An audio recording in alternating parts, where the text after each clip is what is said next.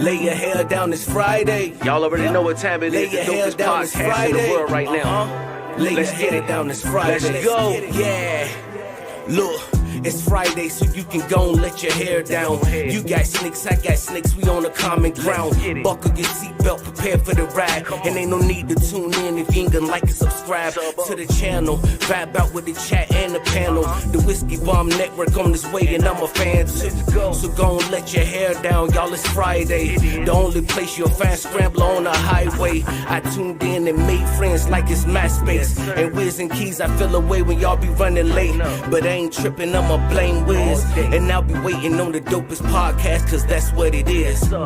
Lay your hair down, it's Friday.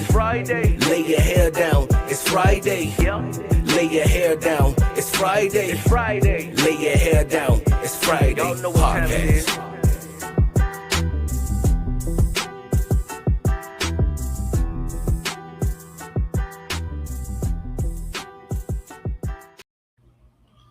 What up, YouTube?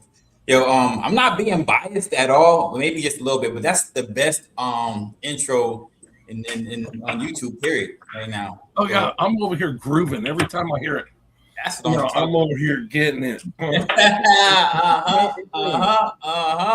That's why. Come on. My man Patrick, a little bit of everything Saunders, for coming up with that joint right there, man. Mad respect to that brother. Yeah, catch him on Instagram, TikTok, YouTube. Man, that brother is doing it. Not only is he a dope rapper, he's a dope ass person. Yeah. You see Jamie over there getting his clean on. Yeah. Coach still bopping. Coach still feeling that. Still vibing, baby. Yeah. That's all. Oh, my cat just walked in the room. So, yeah, how you fellas doing, man? How you fellas doing? Oh, man. It's Friday. I've let my hair all the way down as far as it goes. Yeah, me too. I'm down, baby. It's down. It's down. I gotta shave my head. Oh, baby, I do too. It's all right. Mm-hmm. It's all right. I'm darn near a hippie over here, man. I see you representing for a couple of colleges, man. Let's see what you represent for. Right. HBCU. I wasn't HBCU made, but my daughter was HBCU made. My daughter, Bethune-Cookman, did her undergrad and got her BS in kinesiology. Now she's at the University of Nevada, Las Vegas, and she's getting her master's degree in sports training. I don't know what they exactly call it. I don't have a BS degree. So I do really have a BS degree, but it's not in. but it's BSing. I got you. Yeah. Jamie, who you representing for, man? This scaled paranoia. I believe he's out of the game at the moment, but possibly talking about getting back in one day. And of course, my Triforce hat.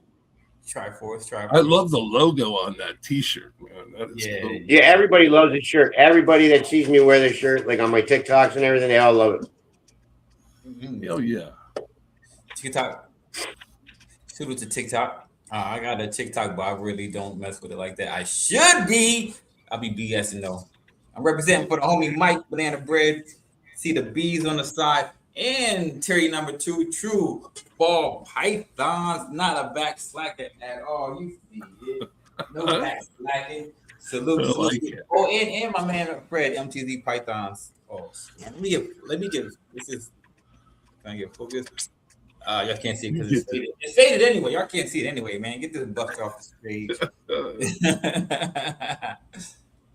It's faded.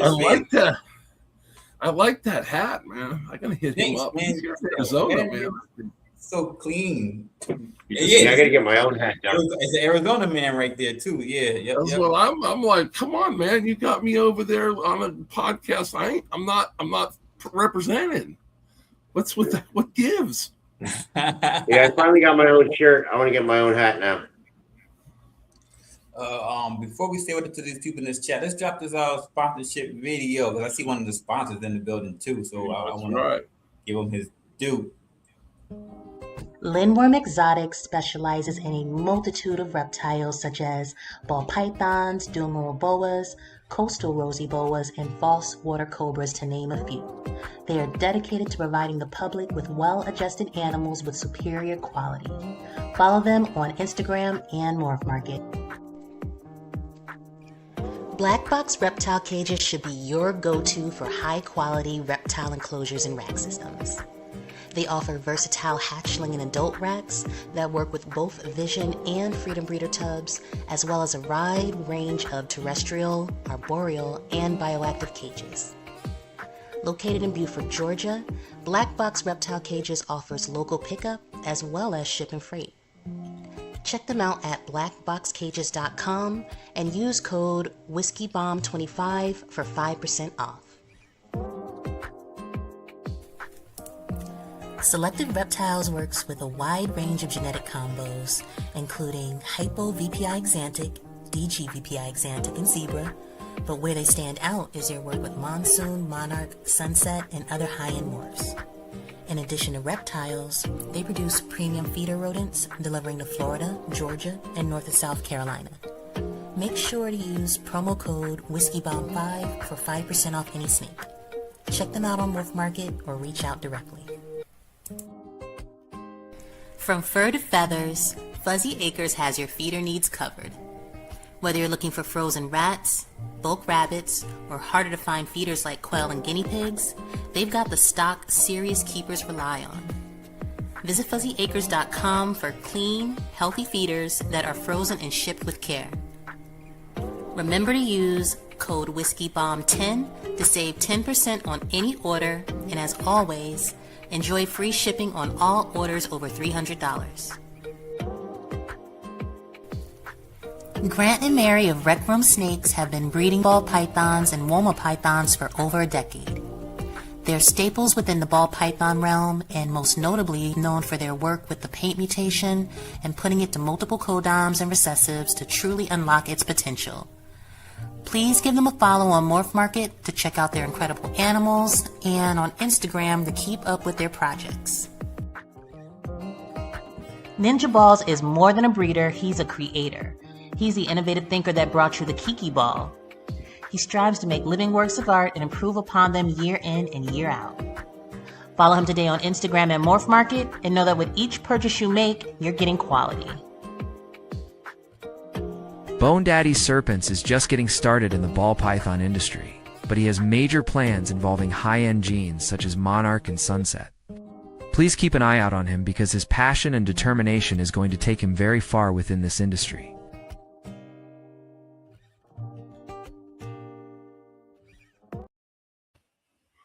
Appreciate all those sponsors and appreciate Shades of Blue Morph Network sponsors. Appreciate y'all for everything y'all do, man. Check them out on Instagram and on Morph Market today. And if you didn't hit that like button yet, hit that like button, please. And thank you. No, we don't want any slackers. No slackers. No slackers. Don't slack on the likes, please. And thank you. So the first person in the building was the homie Vinny, one of the sponsors. Appreciate you, Vin Rock. And the man, the myth, the legend, one that did the joint, and Patrick. Appreciate you, Patrick. We got Ashley, Bailey, and Chris in the building. Appreciate y'all for tapping in. We got my partner, Justin Pressure Pythons in the building. Gonna see you on Monday, my boy. Got my partner Sean in the building. Thanks for tapping in, bro. He's gonna be on a little bit later. He's kicking in that work, saying doing double duty. Appreciate you. We got Big Sam in the building. Appreciate you, Big Sam. And I got my bro Mike, Spicy Noodles Exotics. That man got you be cooking up in the kitchen. Appreciate you tapping in. Monarch, and then you go with this damn blasphemy up here, cursing and whatnot. Ain't no cursing allowed in the chat. That's how you get on the timeout. Right, coach? Oh, man. Yeah, you got to go on timeout, man. Timeout's the best. Yeah, there you go. Monarch gang. Jamie doing double duty. Appreciate you, Jamie. Hope you hit that like button, too, while you're up there in that chat, man. Stop playing with your boys. Oh, did you just hit it? I think he just did. I think he just hit the like button. So as long as he hit it, that's all that matters to me. Yeah. So what is going on, fellas? How y'all doing? It's Friday night, Super Bowl weekend. I'm excited. Yes, sir. None of us got any dogs, any horses in the race, but I do want to see Seattle beat the Patriots. Yeah, Seattle should kill them. The AFC is garbage. Yeah, the AFC wasn't tough this year. I think Seattle, the teams they play to get there, they got to. I think I mean, they don't have Marshawn Lynch, so if they have the ball at the 1. I think the only reason Maybe now you do it. I don't know. Appreciate you, Sean. That's how you do it. Double dip, man. If you got more than one account, use 2 accounts, man. Stop playing. Because twice the likes is twice as nice. Ain't that right, Benji? Tapping in all the way from New Zealand. Yeah, appreciate you. Yeah, I'm going with. I used to be a Patriots fan because I was a big Tom Brady fan. Like I love Tom Brady. He's the GOAT to me. But after he used to go, no doubt about it. He used to go. You know. Speaking of goats, what would be your goat gene for as far as ball pythons? Mine? Yes, sir. Mine? Shoot, you gonna have me talking about that gene again? HRA all day long. So that's your goat. HRA is your goat. If you play it with the blackback, and I see some people they use HRA, but their HRA isn't start blackback. So it's like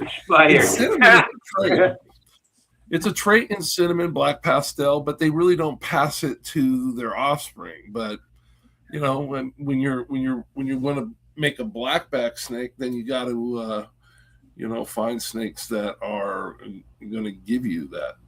I thought you were going to say something like pied though. Like pied, no. I like pied in the het form. Pied and leopard combos is really, and a het pied and leopard combos is really cool. I like it. Really stripes it. Usually it goes head to tail on the dorsal. Stripes. Yeah, it's beautiful. I love those. Yeah, leopard pies are nice. Yeah, the het pie. If you think about it, you see the last because it does make a nice stripe on it. Nice stripe on it. I mean, leopard might be my goat because that's good in just about anything. Oh, it really is. I love leopard too. Don't get me wrong. Don't get me started on leopard. That used to be my favorite jeans. It used to be. Yeah. Nah. I just got acid just so I could look it in with leopard and make it more leopard-y. So it's like. Yeah. But even like something as simple as yellow belly. Yellow belly helps everything. Yellow belly is the goat.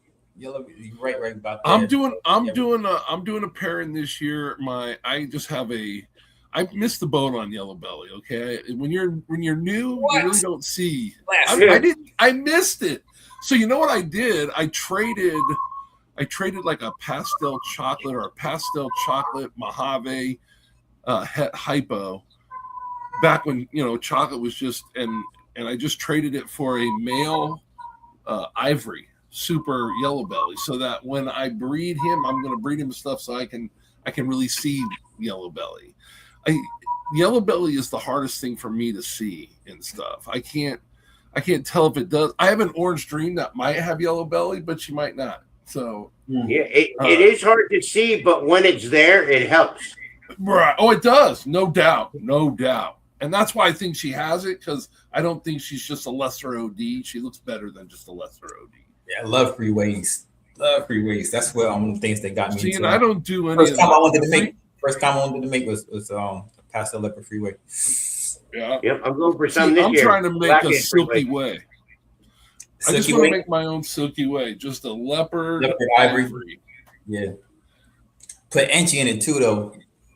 I can do that. I have this really big leopard, yellow belly leopard that a buddy of mine produced, and I went over and I was helping him and doing stuff, and she was just a baby and she was cocked and loaded and ready to go, and we were just looking and showing. I said, you know what, is that a female? Because I only had a male leopard. I only had leopard on the male side, so I was like, I just wanted like a and he goes, "Oh, I think it's a yellow belly leopard." I said, "Oh, even better.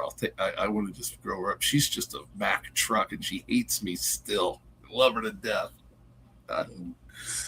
I've been trying to make freeway clowns, Mike, for a minute, and I just having no luck. No luck. Maybe See, this year. as much as I like the Allelic stuff, you would have thought that I would have gone that way, but Right? That's the best elite. I do. It is Allelic, and they're beautiful. Oh my goodness! And I think there's a lot of stuff you can still do with that. But I got a little bedroom, and I like the vanilla fire stuff. I just started getting vanilla because I have a ton of fire stuff. I like those. Yeah, I just got vanilla this year. I like it. Me like last year was because it's 26 now, but 25 I got a male vanilla, pastel vanilla het pied, and just a friend of mine that was getting out. They're like, "You see anything you like, Coach?" And I was like, "To be honest with you, I'd really like to have that pastel vanilla het pied." And she's like, "Sure." She even brought it to me. I was like, "You're awesome." She had bought a snake for me, and they were just starting out in the hobby, and she bought one, and I think I gave them 2. So, I mean, a total of 3. Yeah. Because I just like helping people, man. I'm a big softy. I'm just buy one, get you normals free. They were normals. I gave her one of my favorites. I said, "This is an HRA, and it's a blackback, and she's beautiful, and she's het VPI exanthic, and I do something with her if you don't want her and you decide to get out." They didn't give her back, but they did a lot with her. They did a lot of good stuff. Let's go. Good luck. And then I gave him something else. I probably gave him one of those chocolate Mojave hypos too. So I gave him some good, nice, stuff to get started. I was thinking about that, Spicy. I was looking on the Brian Barczyk page at the Lorries. I was thinking about it. And some people say, and even when you look at, announced she was going to sell all them snakes, they had some Lorries up there, but they were like $700. Man, this is HRA. And if you look at HRA on Morph Market, you go to their like Morphopedia, and you look at HRA, it lists Lori in there, but people who have Lori will swear up and down that it's not HRA. And it's HRA. Lace black. Did you ever look at Barczyks? They kind of look different. Yeah. Oh, they're different. Like compared to my HRA, like the color is like different. Because his Lori stuff isn't black-backed either. So to me, it's like mine's darker. I'm drawn to HRA because of the blackback and the line that I got into. And the guy that I got my initial mail from, he was good to me and basically gave me the snake and because he just wanted to see. He goes, "I think you're going to do neat stuff with this." Yeah, they do. I agree with you. I think he got it from Corey, and it was just a male HR, best looking HRA single gene HR I've ever seen. Wow, and I have a bunch of his offspring, but none of them look like him. And he was het VPI exanthic, and I made a bunch of my HRA stuff with him. And that's what mine is. I have one HRA male, and it's het VPI. Yeah. I don't know why a lot of the HRA stuff, the early, and because Corey Woods was the originator of the gene, and he's got it in a lot of puzzle stuff now, and it looks just amazing in puzzle. I love puzzle. If you're not following Corey Woods, you got to follow Corey Woods. He makes some amazing snakes. He's up in Canada. Yep. And he messes with I think well, besides puzzle, I think Tri-Strike too. Yeah, he's HRA royalty though, just so you know. Yeah, I know. Every now and then you'll see one of his pictures on Instagram, and it's like, wow. Wow, they're like, oh my goodness, snakes. Yeah, like he's done a lot in the hobby as well. Good for him. I thank him every day for HRA. I bet you do. You probably got a shrine. I do. Touch a knee. Touch a knee. I'm not even gonna front. Did you guys drop any eggs? Yeah, I seen Ron pulled one. I seen his little video. Congratulations on your clutch, Ron. But 2 weeks ago, I've been checking for eggs every morning, bro. I got like 3 or 4 girls that should be any day. had a clutch 2 weeks ago. Did you? Yeah, I got girls. I think I got a pastel spot nose girl right now ovulating, who I put to a leopard male that's got lots of genes, and he's really pretty too. So hopefully that, I think she's either going in or coming out. And then I have one female that she's like refused to eat anymore. And I'm like, I don't know that if she's ovulated yet, but she's a weird looking one too. I was excited to breed her, and I just put my visual DG mail to her just to make all het DG and find out what in the hell is this thing. And I produced her, and I'm like, what in the hell? I don't get why she looks like she looks. I ain't mad at her. She's pretty snake. Hell yeah, let's go, Justin. Come on. I got a couple of locks right now sitting up in the racks. I want to put my blackhead to my pastel lesser HRA because I think that's going to make a HRA, and blackhead is going to make a nice colored animal. And of course, it's going to snow up here again this weekend. So the couple that I got to pair up yet, most of them are done already. They're at like 4 or 5 locks. Right. And I got a couple I got to pair up yet, and we get snow every weekend. So every weekend I get good locks. What's your favorite gene down there, Mister? Well, you said leopard you really liked. Yeah, I mean leopard helps everything out. I would say it's so hard because I'm so diverse. Like I like a little bit of everything. Yeah. Like one of the main reasons I got into this was because of dreamsicles and panda pied. So I might say pied is one of my favorites. Pied is one of my favorites. I just as with room to breed, it's just like you can make a lot of pied animals, man. They're all beautiful. I'm just like, it feels like I just can't control it enough. I don't know, maybe that's just, but I love the gene. It's the reason why I really got into ball pythons is the pied gene, and I don't even make them. Wow. And I love the only chocolate one I got is my chocolate het tri-stripe het hypo in the Kiki project. I got 1 chocolate. Hopefully after this year I'll have some chocolate babies, but yeah, I have 2. I produce 2 super chocolates, a male and a female. And the female is a visual hypo super pastel super chocolate Mojave. She was purple when she came out of the egg. And when I say purple, she was purple. I was like, held her in my hand and took a picture, and I was just like, it's amazing. That all sounds good, Justin, except the monarch part. Yeah, right. Super furrow. We switch that monarch with ultramel, maybe. Yeah, let's go. I think they're way different too, by the by, monarch and ultramel. And I like them both. I just can't have all of that. I don't do any albinos, T positive or negative, except in bull snakes. And my big female albino just shed. I fed her a big small rat this week. She loved it, boy. Nice. Oh, she's looking at me. You stupid, bro. Yeah, I was just smelling. She did. She shed and took a dump. So you know what's on my agenda first thing Saturday morning. It might happen after this because I got about 17 or 18 medium rats I'm going to feed off into this 70-30 next to me.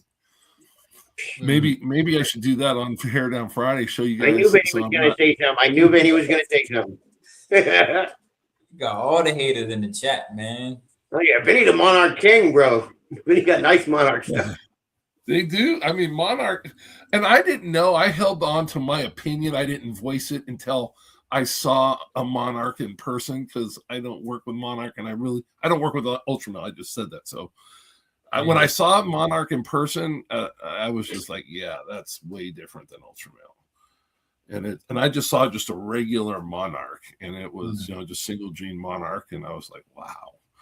It's just a total. To me, it looks like it's a totally different thing. Colors. It's a commander snake, man. That's it's definitely a cool looking snake. Like even that one video that the Colorado cold blooded, I think it was, when she went to that dude's facility, and he like specializes in Monarch. There are a lot of nice snakes. It's just me. I got one of my top projects is my ultra male, and I got in it at a really good deal because the dude was getting out. So I just chose to go into that. Oh no! Look, don't get me wrong. Like I said, if I had the space, I'd have both. If I had if I had the space and the money, I'd have both. Yeah, the money. Yeah. But Ultramel, I love Ultramel. Yes, sir. You remember Caramel Albino? Yep. They used to kink it, and they found out that you just didn't want to go like visual to visual. You wanted to kind of go het to visual, and the females were kind of funky. And then Ultramel came on while all that was kind of going down, and I was kind of like a wait and see on that time. And then I was like, well, I'm already I have Xanthic, I have Clown, I have Hypo, I have Genetic Stripe. I'm like, I don't have room. And this was all before, you could genetic test and send in a shed and go, is this one het? Or no, you had to grow them all up and breed them. That's how you found out if they were het or not. This guy. That was a lot of time and a lot of animals involved. Yeah. Ron knows about that. Ron, tell him in the chat. You had to keep almost everything. He has videos where he says, I'm keeping them all. Because you don't know which ones are het, which ones aren't. I have some clutches this year that I'll be doing that just so I have, especially if they're girls, just so I have the next year or the next 2 years about that. I'm making 100% hets, and then I'm picking out a nice couple of het DG stuff. I'm growing up a female, so I'm probably going to pick out a pair, or I don't know, maybe 2 males, and try to match them up when they get here, when they get ready. Because I got an Inchy Fire visual DG. She's amazing. I just stand and stare at her like, oh my God, you're freaking beautiful. Mm-hmm. I got some I just like to stare at. Just stare at. Man.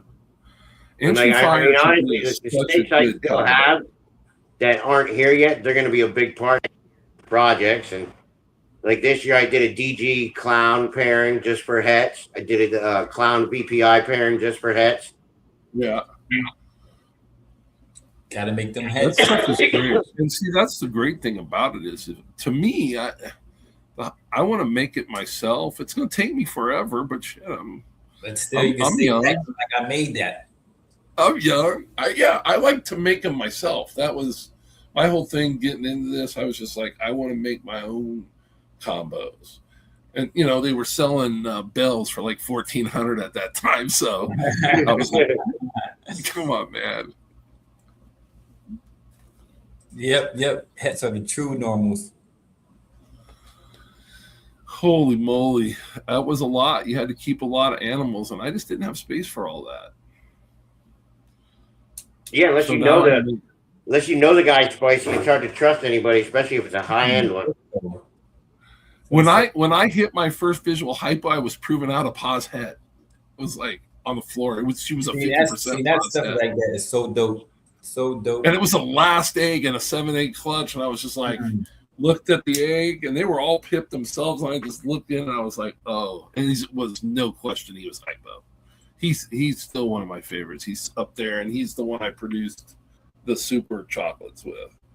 Put him back to mom that I now knew was a proven hypo. She's a big girl too. Pastel chocolate het hypo. Did you Keith, did you see Chris's latest video? Hardwick? About the honey gene? No, it's the one right before that, about the ones that genes that they're banning in the UK. No, I didn't see that. Bro, Panda Pies on it, Super Black Pastel, Super Cinnamon, like all the ones that can have any sort of issue are getting banned in the UK. That's wild. That's wild. I have a white lip python in here I produced.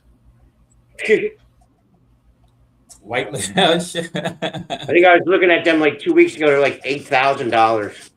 And I was they're not cheap. I made my own. In the pie. I made my own white lip python. It looks just like a white lip. Super Cinny. A little That's band. nice looking Super Cinnamon. That's a really like one good solid color. Usually they're like got the lighter and darker spots in them, and Yeah, she's chocolate. I mean, she's not black. She's chocolate, yeah. but I love her. I made a pair of them. Both of them were perfect. I sold the male. You can ban them if you want. You just can't really line breed Cinny. Don't line breed Cinny. It's not good. Right. So I got cinnamon from this side of the country and cinnamon from this side of the country shipped into me here in Arizona. And I said, I'm going to give it a shot. And bada boom, bada bing. Makes sense. No kinks at all. And they're not duck billed, but they're not, they don't have great head shape. Let's put it that way. Yeah, I could have one clutch like that this year. I bred my black pastel het pied male to a really big cinnamon girl that I got with that collection I picked up, just to see like cinnamons, like pet stuff, like vending animals, maybe an 8-ball or something. Yeah, I'm not sure if the big cinnamon's het pied or not. I didn't get too much info with that collection. Cinnamon's a great gene too, man. It's a very reactive gene. So we were talking about that earlier today. I have I have a paint het it's cinnamon het paint. I have a puzzle that is cinnamon het puzzle. I have a cinnamon cypress. I have a regular cinnamon, and I have a cinnamon yellow belly, and they all look different. Right. And that's the thing. Cinnamon is so reactive, and it'll do. That's like this girl. That's why that I was saying. I don't know. I think she's a cinnamon. She's a pastel cinnamon lesser leopard, but she came out. She's darn near mostly white, very faint pattern, and the pattern came in, and now she's just like she's kind of, you can tell she would have had like a brown out, but she's just a big like kind of yellowy, whitish snake, and you see a little bit of side pattern and a little bit that striped dorsal coming down from the head, it just fades kind of out, and it's like, what's going on there? So I'm just, like I said, I just put my single gene desert ghost, my make hets boy, and to her to see what the heck is, maybe there's something different in there. Oh shit, that's what's up. Yeah, see? And you know what they used to say? They used to say incubate them a little cooler, but I just incubate all mine at the same 89 degree. Yeah, I spoke up. But I only did it once. I just wanted one, and so there she is. Mission accomplished. See, I got a ton of black pastel, so I'll have it. I'll make some supers. See, and I love black pastel, and I think the Barnhart black pastel is my goodness. My set. But I'm so far down with Cinny and Cinny Enchi, and I told them when I first started this, the picture on World of Ball Pythons that I saw was a cinnamon Enchi genetic blackback. Oh, they were amazing, and I was like, I want to make that snake. And I bought a genetic blackback. It was hard to find a female genetic blackback, and then I brought in from Chicago a cinnamon Enchi. That's how I made my super cinnies. So the cinnamon Enchi I put to my genetic blackback, and I just got Enchis and cinnamons. The cinnamons are blackbacked. I have one of the daughters, but I bred her to an Enchi, and she didn't produce any blackbacks. I've only bred her one time, but she's a big, dark cinnamon. But I would love to get some Barnhart black pastel. You have any of that? I have none. I'll need some of that. I need some of that for real. And they genetic tested that, and that black pastel and Barnhart black pastel it's different. And it's I love how all the black pastels do something different. Like even that Huffman, like when you put that Huffman in a certain thing, it's almost like a highlighter gene. So Huffman is Huffman black pastel? Yeah, Huffman's the one that they have a gene that's called Huffman. It's similar to like black pastel and cinnamon. Yeah, that's the line that KG works. Yeah. Huffman. It's an incomplete dominant gene. Yeah. But I didn't know that that about. Yeah, I had to like kind of, it's even with incomplete dominant genes, I had to really kind of pick, I'm up to like 100 ball pythons in here now. And so, it's not a big bedroom. And my wife says it has to stay in this room. Oh yeah. Oh, that's what I was told at first too. She told me, I can take a snake out there and show it to her in the family room, and she'd look, oh, that's a beautiful animal. That would make a nice purse. God dang it! I spent a lot of work in here. Oh man, come on! You can't look at this one anymore. Don't look at this snake ever. But yeah, I was told that at first. You just gotta keep trying to inch a small rack out at a time, like one in the living room, one in the dining room. Right? Yeah. Hide them all over the place. No, my wife might be able to beat my ass. I ain't gonna play. She throws a jab right down Broadway. There ain't no loop in it. I'm probably in that same situation. She snaps your head back. Boy, I ain't playing. Yeah.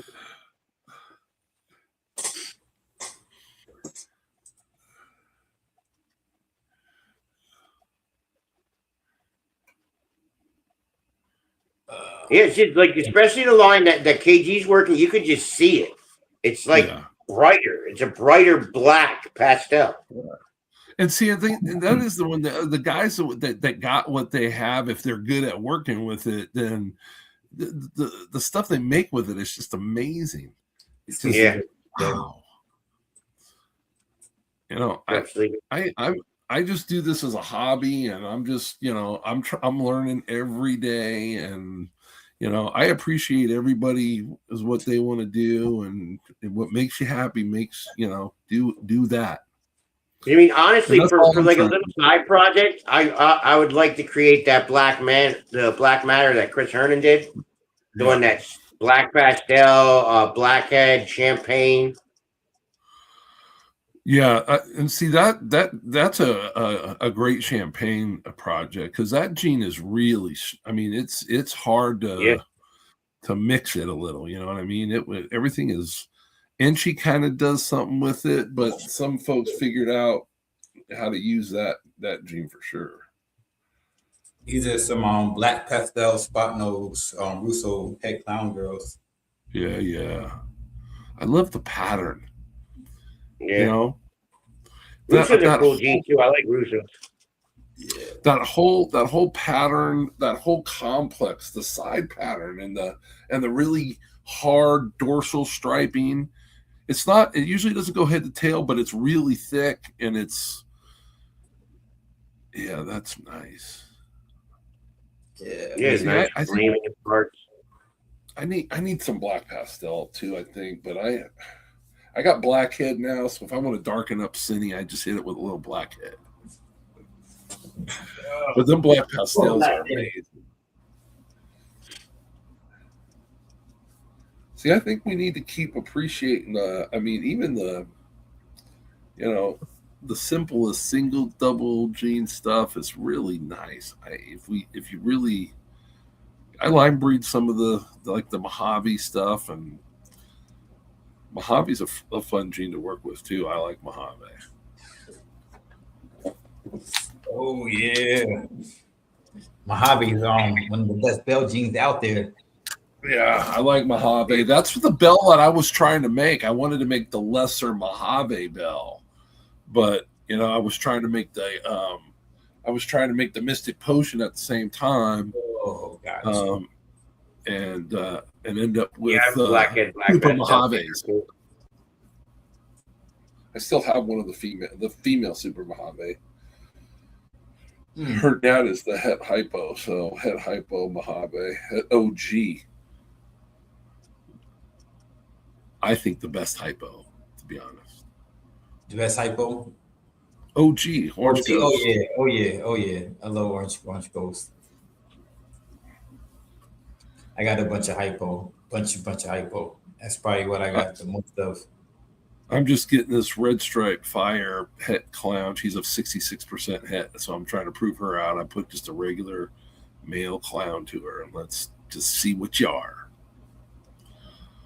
I'll take a Inchy Fire clown out of that. I've already got I've got a female that I bought as a male, but ended up being a female. But I took her anyway, and she's a red stripe clown. She's a pretty red stripe clown. She's a pistol too. I like it when they're spicy. I need more red stripe in my life. See, and I wanted to make the super red stripe because I thought, well, if she proves out Het, and he was a male, then I'm just going to put this red stripe male, and he's Pos Het. She's now, it was going to be a he, is Pos Het hypo. And I was going to have her tested. I have her shed right here. I even wrote red stripe clown Pos Het hypo. That's her last shed. She's just a little girl. Yeah, that's the one I put to my VPI girl, the red stripe clown. Yeah, I like that red stripe gene. And I like we did a show. I don't know if y'all saw it on Wednesday, but Chris made some red stripe cypress clowns. Oh my goodness. Yeah. They looked like they were black backed and striped head to tail. I was like head to tail. They were amazing.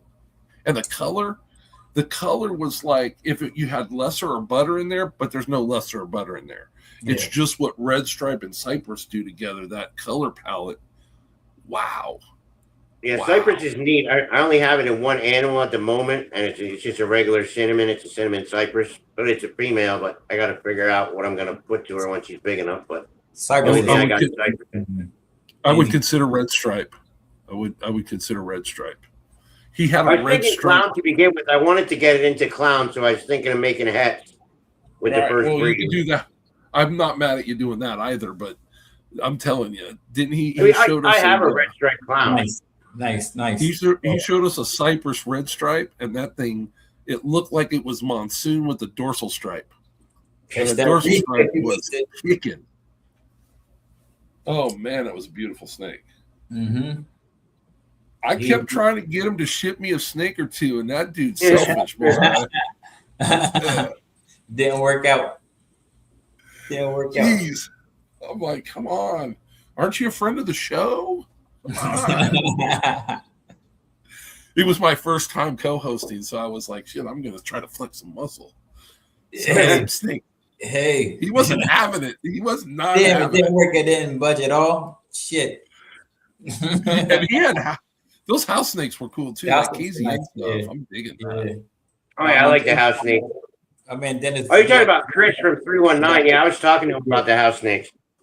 Yeah. He was on the show on Wednesday night. It was a great show. I thought he did an awesome job. Oh yeah. He has an assistant. His wife likes putting together. Like, I'm gonna tell you what. I'm moving to Iowa first chance I get. Just leave me alone. I'm going to Iowa. Yeah, she did a snake room for him. She was assistant, handed snakes and everything. It was like, yeah, that won't happen at my house. That won't happen at my house. No. My wife's looking at kids will help me, but not her. Yeah, she gets that slinky neck thing, and you get your own goddamn snake. Yeah. Yeah. You're allowed to live here with those. Right, God darn it. I'm like, thank you. You're right. I'm gonna go back to my man cave. Snake room. You want to be there anyway, so it's all good. Yeah, everybody always asks me, why are you always in the snake room? Because I like it. Right, no kidding. Even if it is hot. Right. I had to put the AC on. 2 degrees outside. I'll stay in here all day. It was 81 degrees in here. I was like, oh no, the big fella wearing a cotton t-shirt trying to show out and whatnot. I'd have been sweating bullets. Josh was good, bro. Tapping in. What's up? Don't forget to hit that like button. Anybody catching the replay, don't forget to hit that like button. It ain't gonna like itself. Please and thank you. Yeah, I never even knew the house snakes were a thing like that. When I was running the reptile shop, we had them there. I think they were like $90 a piece, but they were just like regular black ones. That's what he had, the regular black ones. There's a different those were a different species or a different locality. The ones that he says are the best ones that he likes, are the capes. The capes, it's a cape. It's a locality type of deal. Yeah. and their wild type is, it looks almost Antaresia-esque. I mean, it almost looks like a spotted python or whatnot. But then when you start doing up the KZN is another locality. Yeah, and that's what he was telling me about when I talked to him about it. And it's like you wanted to get into something like that. Like that KZN male is costing you like 700 beans, and then you buy the het female for like 250 or vice versa or whatever. For a little house snake, that's a little bit of bread. Oh yeah, but he's selling the heck out of them. He said, yeah, I didn't think they were that popular like that because I seen Tony from Hardwired's doing them too. Yeah, he made a really cool orange and gray looking one. Yeah, they're beautiful. I'll be late to that party too. The nice thing about it is they're just like what he was saying is like I just keep them in with ball python racks, just smaller tubs, but I keep them in the same room with the ball pythons, and they love the same humidity, the same temperatures. They just fit, and so well, they're both from Africa, and he was like they're like a colubrid, but he says they're more closely related to an elapid. And I was that green one was biting the nonsense out of him. I mean, like, tiny little thing. That's how my king snake is. Like I'm a young king snake, and he'll bite everything, including himself. Right. He's the only snake I have that's like a dog. I can walk up to his cage and just stand there with my hand up like that. He'll come right up to the top. Like, hey, what's going on? Oh yeah, that's why I love the bull snakes, man. They're out during the day and they're still kind of crawling around. On my big female albino shed today, and she left me some other gift in there. I was gonna pull out the shed, but then I was like, crap, right, kind of near it on. Yeah, that's like when they gift wrap the poop, they put it inside their shed almost every damn time. Yeah, right. Like I don't get that. What's up with that? I got something in there for you. And I only feed them every other week because they're not a ball python. They could eat every week. You just got to manage the size of the prey. So I give them a small what you were talking about earlier, Coach, about your bigger rats. Like right now, none of my big girls are eating, so I'm having way too many bigger rats now. Right. I don't have That's any why weekend buddies. My boa is only like 4 foot, so he's taking like mediums.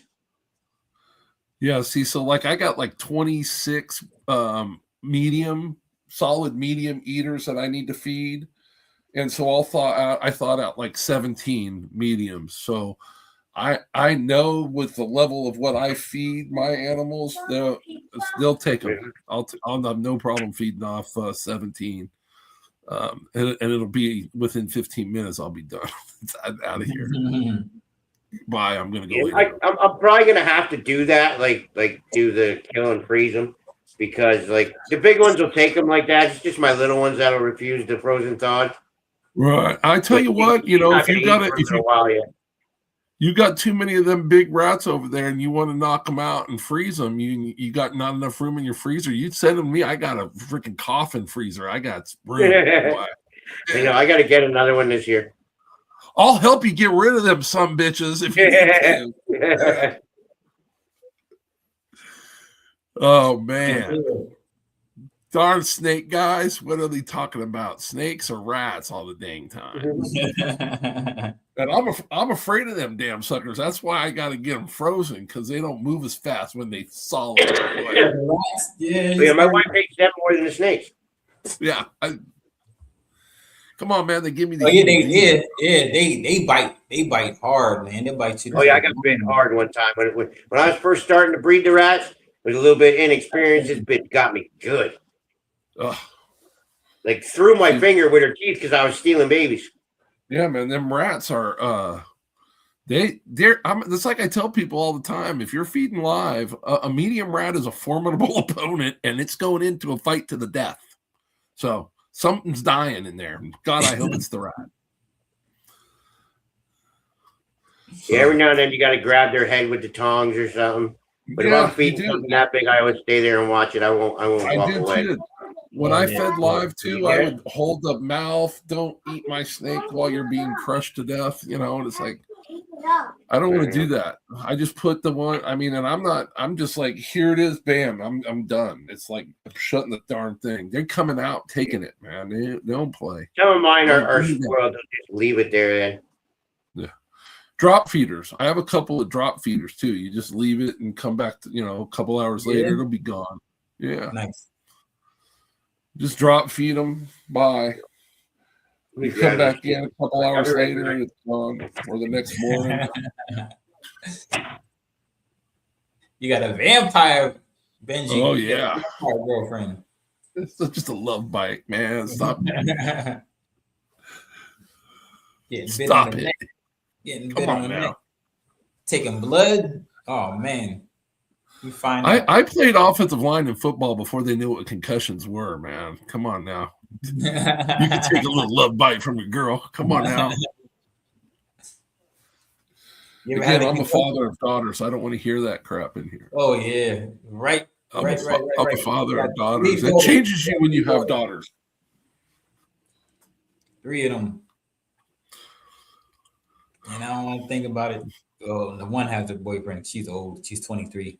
So I don't care. I got a 34-year-old daughter who's married, and I tell her husband all the time, if you touch my daughter, I will kill you.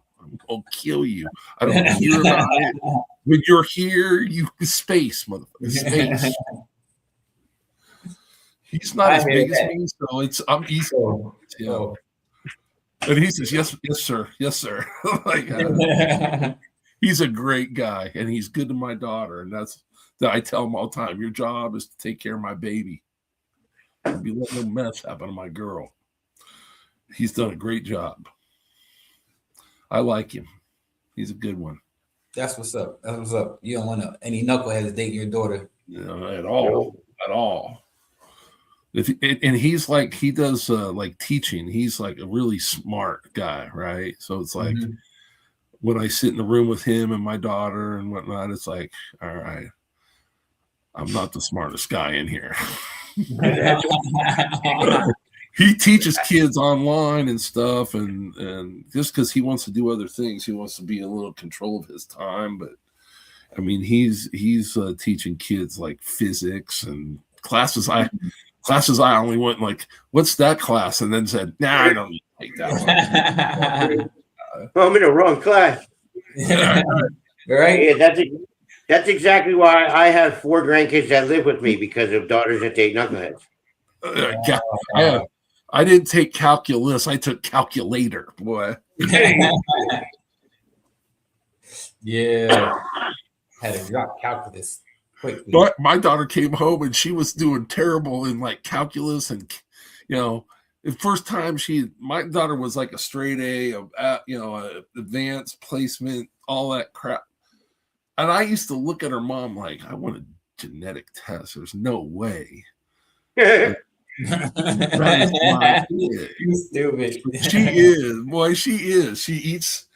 She likes all the same food I like. She kind of looks a little bit like me. And it's like no doubt she's my daughter because she likes all the same stuff. She's as big a Raider fan as me, if not bigger. What the hell? You brainwashed me too? And then when basketball starts, she's a Warrior fan. Never lived in the Bay Area. She was a Phoenix kid all her life. And she don't play the Suns. It's the Warriors. Yeah, she got good taste in basketball. I'm not going to straight. Well, they were winning championships when she was like, coming up. So she's like, sure. Half of the Chicago fans are Chicago fans because they grew up in the Michael Jordan era. Right. Hey, if you thought, and listen to me, when I was the Warriors, when Michael Jordan was a rookie, I was a freshman in college, and I can remember me and the boys sitting in the dorm room. What do you want to do tonight? Well, the Warriors are playing Chicago. The Warriors were horrible. That place would be half full during that time for the Warriors. And we go, okay, let's go buy tickets because it's a Warrior game. We're thinking it's a Warriors game. It's going to be half empty. We'll buy rafter seats and we'll move all the way down to like the 3rd row. So we buy the rafter seats because that's all that's left because there's a rookie named Michael Jordan coming. You weren't able to move down anywhere. Yeah, and in the first quarter, he twists his ankle and he's out the rest of the game. I'm like, this is what we came here for. Now we're We're watching a Chicago Bulls against a horrible Warriors team with no Michael Jordan. I'm like, come on. And you're stuck in the Raptor seats now because it's filled up. A pickup game. Who I watching was so basketball mad. practice? And it was packed. And this is Jordan's rookie year. It was packed, and the Warriors were horrible. Greatness. It was probably the only game they sold out all year. He was amazing, absolutely amazing. The GOAT, just like you were talking about the quarterback that being the GOAT. Yeah, he's.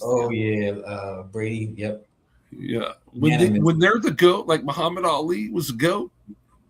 You don't have to explain it to people or fight about it or debate about it. It just is. Sorry, that's just. That's how it was back in the day too, though. Like at Candlestick, when Joe Montana, even if they're playing a crappy team, the stadium would be so packed it'd take you 5 hours to leave.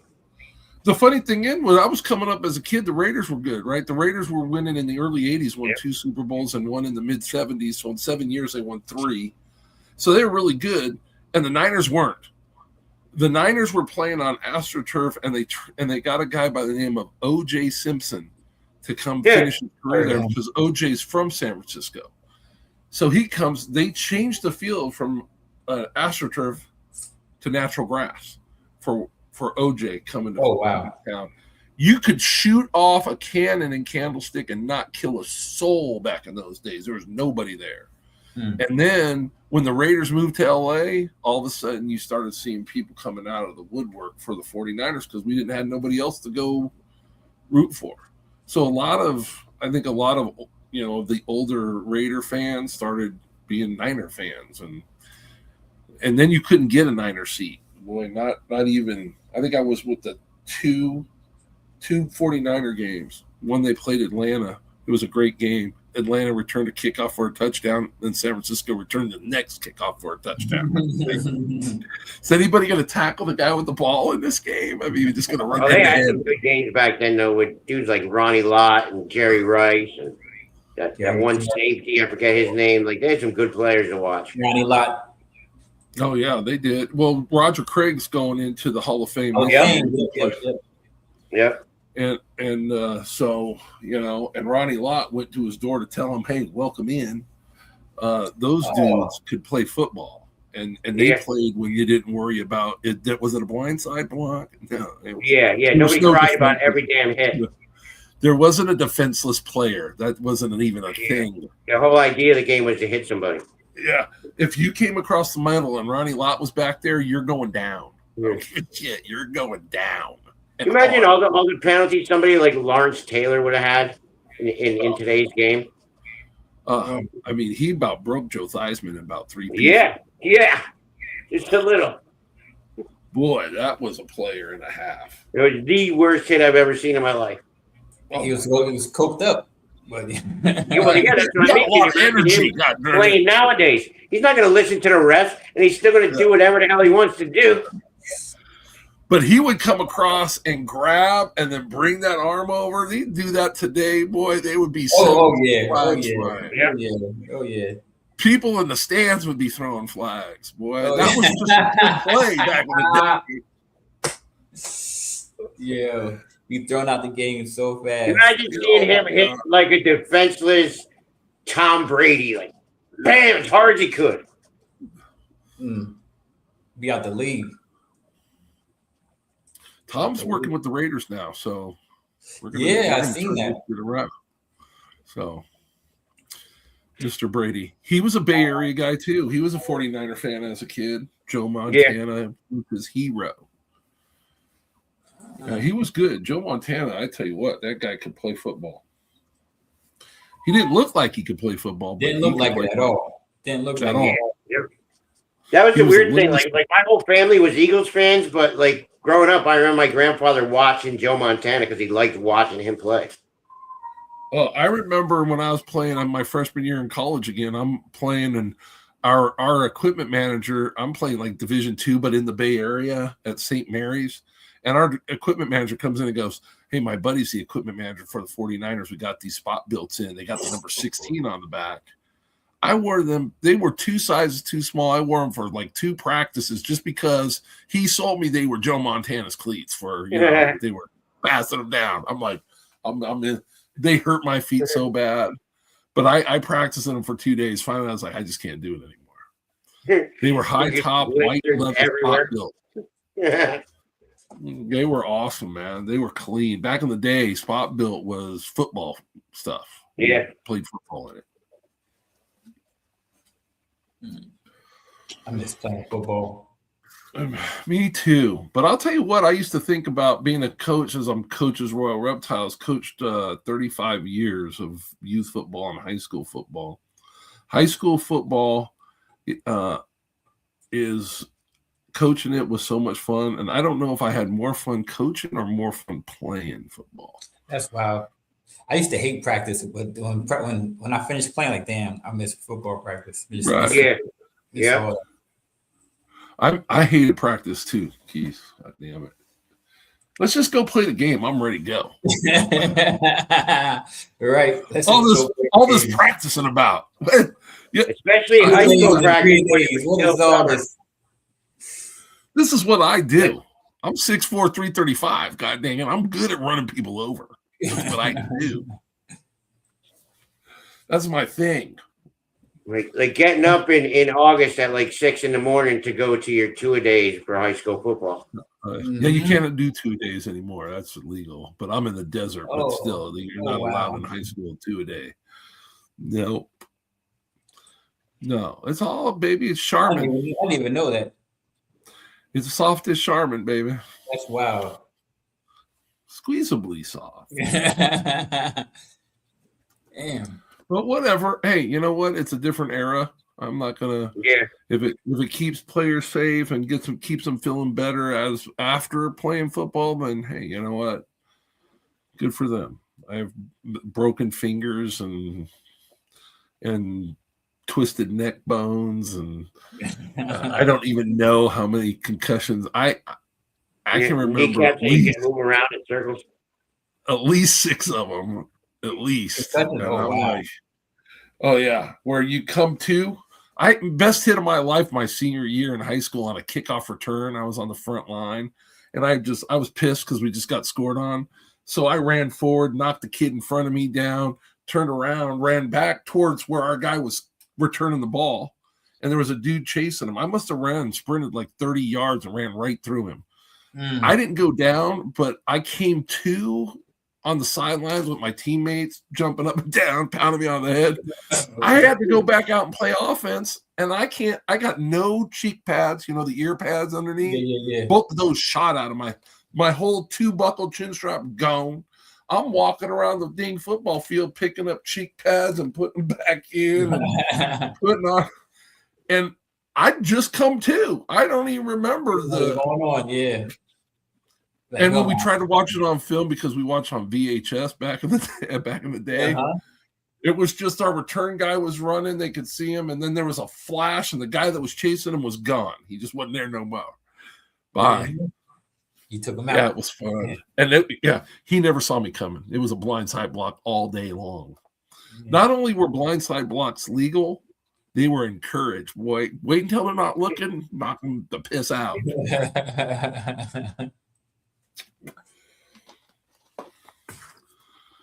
I'm talking about. Yeah, but that's how these were. So what kind of pairings you got going? You don't have house snakes yet down there? Oh, me house snakes? Oh no, not yet. No? I don't even have. There's so many things I want that I don't have yet.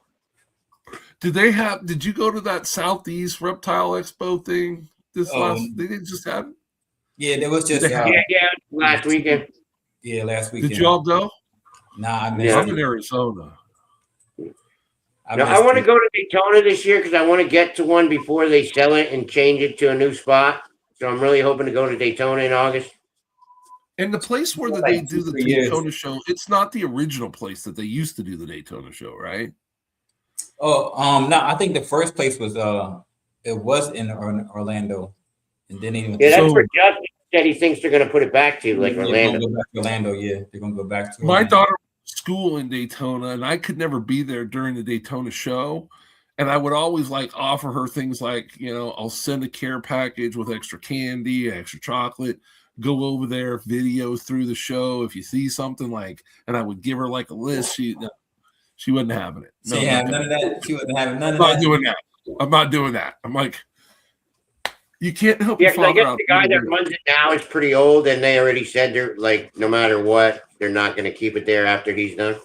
Yeah. I thought the guys that did the Daytona show were the same guys that did Tinley. They're not. Oh, nah. No. Okay. That's are the same guys that do that Dallas show? Are they the same guys that do the Florida, the Daytona show? I thought they were the same as the Tinley show. Maybe. No, I think he's only one show guy, ain't it? The Daytona guy. Yeah, it's one guy. Oh, okay. I'm wrong. I've never been, so Yeah, they said he's old, like really old. I mean, I was in Daytona a couple times. I'm just always just amazed by the Daytona 500 giant. Man, that thing is gigantic. Yeah, I've been to where they have it. I just never been there when the snake show was in.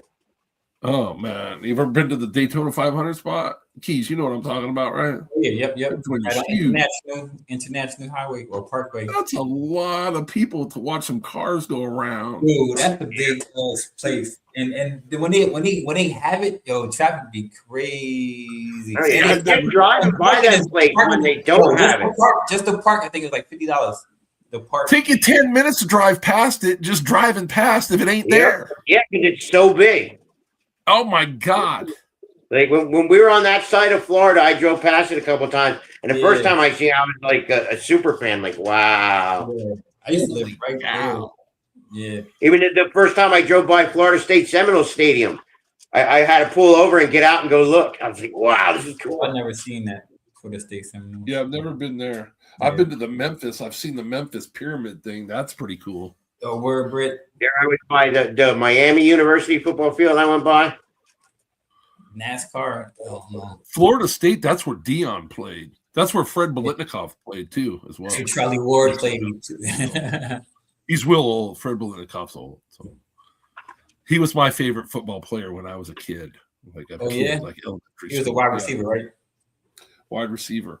If you are the best wide receiver in college football, yeah, the Biletnikoff Award. Yeah, I know. I've heard that name a million times growing up. He's only in the Hall of Fame, the one in Canton. Yeah. Mm-hmm. And I grew up with this kid, Freddie Jr., and I've known each other since we were in the third grade. Oh, wow. And because that was my favorite player, all right? So when I found out that Freddie Biletnikoff Jr. was going to our elementary school, I was pissed, boy. I was hot. You was hot? Bad. I was jealousy and envy, boy. I was like, damn. It's funny when you're around like normal, like people that make it big, but they were really considered normal at one time. Like my kid played against Barkley his whole high school career. And we grew up like Matt Millen is from our town where I grew up. It's neat for neat stories. I mean, we've known each other since. I used to walk by Matt Millen's house all the time. Yeah, I think he's in Texas now. He coached high school football too. His brother never really went the sport route, and he became a cop, and he has the house now in Whitehall, Pennsylvania. Oh yeah, I played high school football with Freddie Jr. He was a defensive back though. Mm-hmm. I used to mess with him all the time because we grew up together. We were boys, So when you're boys, he's a defensive back. I used to call him Toast, right? You don't get burnt like toast. Come on, dog. Come on, Toast. That's funny. But I give him a hard time. I love that man. Some of the best memories of my childhood, me and that dude playing football, playing basketball, and we were usually always on separate teams. Because remember, when I was young, I was still bitter a little bit. I was still like, but he was the original of the Stickum. Freddie B was the original Stickum guy. Not with the catching with the gloves. Yeah. Oh, like from the replacements. Yeah, the Stickum. Freddie B was the original Stickum dude. He was the MVP. What are you got going to your place? You doing some upgrades? Who, me? No, Keys. Oh, yep. Yeah, I seen you put some racks up. If I was closer, I would grab the versatile one. If I was closer. Yeah. I could always use another one of those. Yeah, it's nice. It's nice too. Yeah, I Is that like a it because rat you can rack? put different tubs in it. That's what I like about it. Mm-hmm. It's a rat rack. Yeah. I don't Oh know. no, snake rat. Okay. Is it a big one? I'm looking for another 70 series tub rack. I Oh, want to nah. get a. Well, I yeah, wanna I did a sea serpent 70 series. I want to do that Freedom Breeder, the small. They have a small frame now, so like this is a 7030 from ARS. I bought it used. I don't buy anything new. Nothing wrong with that. And it's got 30 tubs that are 70 series. That's why it's a 7030. And then Freedom Breeder has 70 series too, but they make one that's instead of 3 columns, it's 2 columns. And I want to get it and put it over here and move these to that wall. If you're doing ball pythons or reptiles, you're always thinking about your room. What's the next iteration? It's like doing a Rubik's Cube all the damn time. Trying to fit everybody. I'm always thinking about where's the next rack going, what's going to go away, how am I going to do this? Snakes Yeah, get like bigger. right now you can get obviously it's not an ARS, but you can get that Matrix Reptile rack for like $100 a level, shipping included. Really? It takes like a while to get it because it's coming from Japan, Mm. but it's $100 a level. Heat, everything. What's it called? Everything's there. Matrix What's Reptile rack. All right, I'm And going to then, check that out. according to the guys at like Morph had a little issue on shipping. They broke some shit, but I haven't heard back yet if they replaced it. But the other guy that I know that got it already, he has no problems with it. He loves it. He says the tubs have more floor space than American tubs. Okay. So I might go that route. It just depends what I feel like when the money is right. All right. I mean, that's the whole thing too, man. I'm always looking on Marketplace for used ones. Always, every day. Oh yeah. I bought this one from a guy I knew that was just going to. I wanted to make everything Freedom Breeder. I'm like, you rich son of a bitch, go ahead. I'm going to buy your ARS. He's like, yeah. I darn near paid half for this like a year before I actually got it because I just told him I want that. Yep, I want that's it. Rat. $100 any size, $100 a level. Oh, They wow. advertise 120 and 125, but if you talk to the guy, you can get them down. And on holidays, they do $80 a level. Are the 70 series sideways? I don't know if they have a sideways 70s or not. No, I want to be long. Oh, no, those are doubled up. They're all doubled up. Yeah, the mid range, what would be like a 5540 I was looking at today for 10 levels of that was like a really nice one. My buddy that's on TikTok too has it, and he likes it. He likes it a lot. Got the boas too. Yeah, the only issue is it comes with the Japanese plug. You got to buy the converter. How much is a converter? I think they said it was like $30 on Amazon or something. Oh, fuck that. And that's the universal where you can plug any country into it to go to USA. Right. I thought you were going to play the whole. That's what the hook is, right? Yeah, no, but and that's the thing too. It's free shipping, but it takes long. Like it took the NKSZ guy from TikTok. It took him like 30 days. I think 26 days is what it took to get them. But there's no extra for shipping. If you want a 10 level rack, it's $1,000. That's it. All right, I'm gonna look into that. No extra money. I have it saved on all my pages because to me, I think it's worth it. As long as if you get something broken and they stand up for it, then I think that would, because that's the only issue I ever heard about. I think the guy's name or the breeder's name was Morph had an issue with a couple tubs being broken or something. Yeah, I mean that's just it ships a long ways. I mean, yeah. As long as and the guy on TikTok that likes his told me recently they made an upgrade to their shipping system and they're putting like spacers in the boxes now to hold the tubs in place. I'm down. But yeah, like if I have a good spring or good hatchling season and I got the extra money, I think I'm going to start with one of them racks. Or like I said, it's either that or it's used. It depends what's the best value at that time. Like if there's a used ARS around that same price that I can get a lot quicker, I'll get that one. Oh, damn straight. And this stuff ain't cheap. Well, yeah, I'll tell you what. The equipment's darn near. I mean, for me. No, you can do it right through their TikTok and Facebook too. Yeah, you can do it. You can see. You can order through the Facebook. Yeah, he sent me the PayPal invoice right through Facebook. Everything I already have an invoice for a 10 stack all set up. That's what this is. This is These are animal plastics, not ARS. These PVC racks, I bought these new, but everything else in here I bought used. right here on Facebook. Yeah, look at that. All right. Yeah, those are nice. I had never even heard of that. I'm going to do that now. Yeah, like right from their messenger on Facebook. That's how I got my invoice. Oh, He wow. sent an invoice right to your PayPal, and it's like business PayPal or whatever. So if there's any issues, you would just file a complaint with PayPal and you get your money back. Right. All right. Look at this is why I put my hair down, Keys. Darn it. You get to learn something. You get to learn Yeah, something. and I'm telling you, like this dude on TikTok. I don't know if you ever heard of it. It's like NKSZ reptiles or something. The tubs, like the diameter and everything, is like the same, but the way they're set up, the bottom square part, the snake has more room. Right. Okay. They're not as hard and tapered as the other one. Yeah, it's like nice and straight.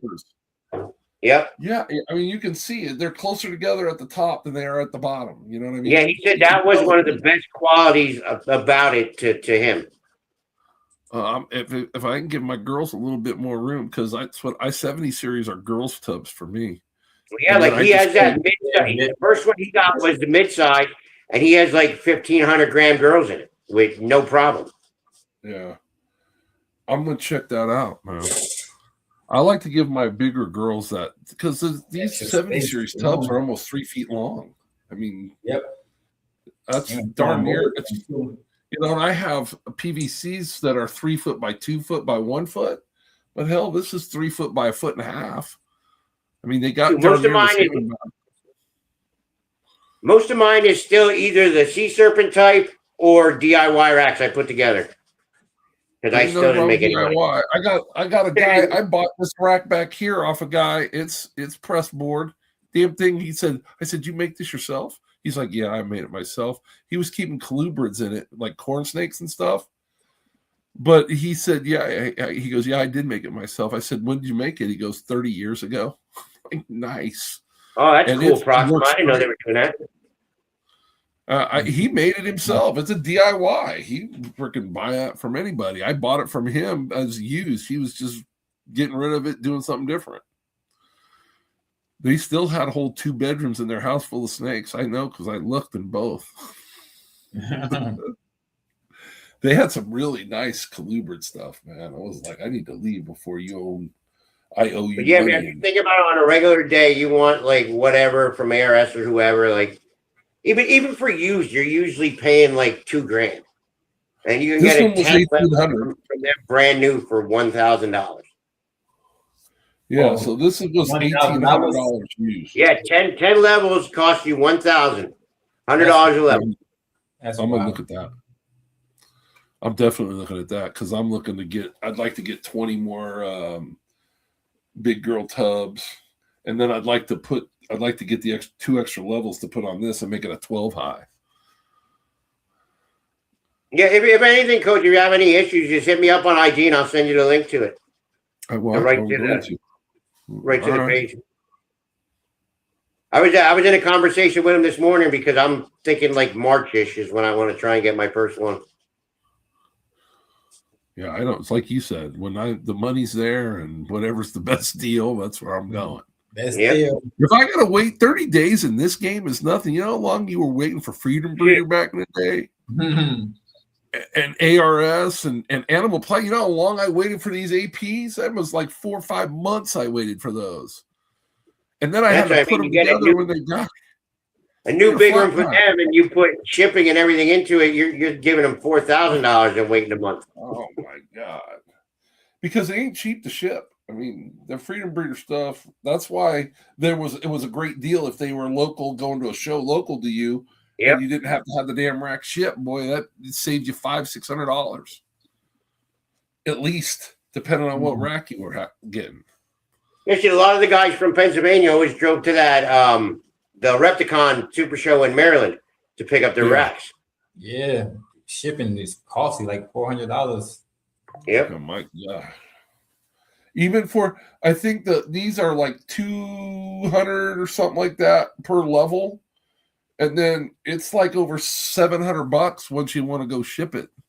And Yeah. the levels is like $500 if you want to get, like, I want to get the, for the higher, I want to get the semi-clear tubs, because you want to know if that big girl's right there poking, is she ready to go, or she's kind of Yeah, laying and back. shipping's insane, dude. Like even when Damn. this last round of videos, when Billy was getting everything finalized into his new facility with the tariffs and everything, the money he paid to get new racks out there was insane. Yeah.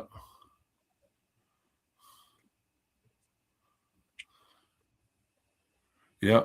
Free. Free is Go for haul me. it back from the show is the way to do it.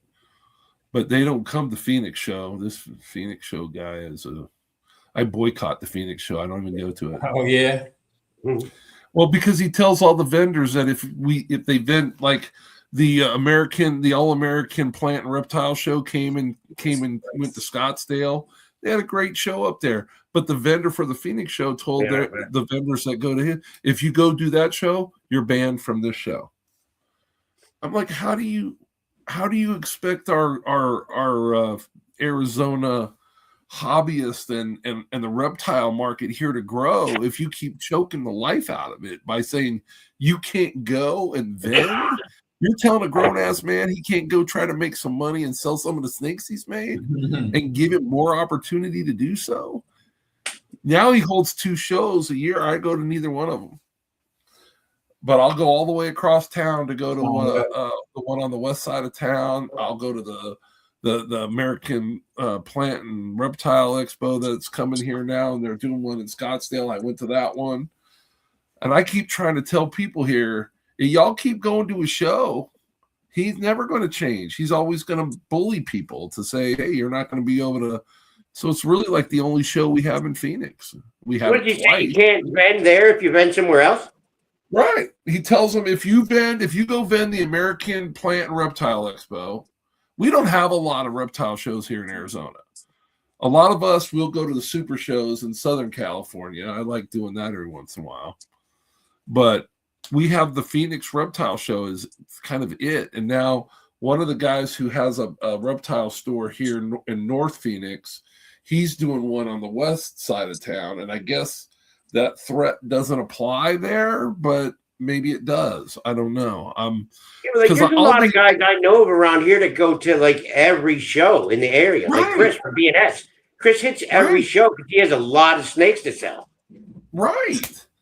And what are you going to do? Have somebody running one of the only shows in your area tell you can't go to? So shows can't get the better vendors here because our best top guys all go to the Phoenix show. Well, whoever he's telling that to could be like somebody that has really good shit, and he's drawing people in anyway. Right. Well, you got like hashtag Pied's Life. He does some really high end stuff. Matty Yates, he's there. He does some higher end stuff. Joel at State 48. He's here in Arizona. There's a lot of people out there in Arizona. And Joel vended the American Plant and Reptile Expo. He went to that one and vended there. And I got to see him and talk to him because now he doesn't live he lives up in the northern Arizona. But he does some amazing stuff with that puzzle. Cat food. Yeah. That was Castle making noise? Yeah, that's her making noise, man. She and he. I know she want to see. She's gonna want to see girls. Yeah. I hear the strays outside doing that all the time. She gonna bite you. Oh nah. Watch her in the face. I don't allow my cat near the snake room. She's a big baby. I got some big ball pythons to give her a run for her money, boy. Yeah. But what's Onyx? Onyx? My big Cindy could eat a cat. Onyx is fixed? Yeah, Onyx is fixed. Oh. So he don't pay no so he don't pay no mind. So she just walking around making that noise all day and night. all night long. Like she would I had a Siamese female cat back in the day, and when she was in, and then Siamese, they're vocal anyway.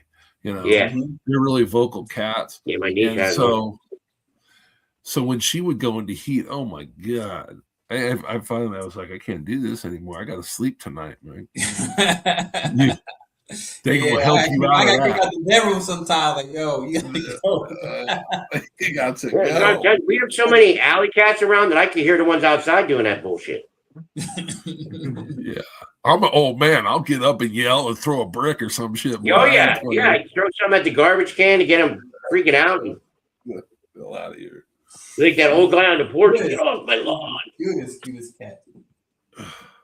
Such a cute cat. Look at her hair. I love her hair.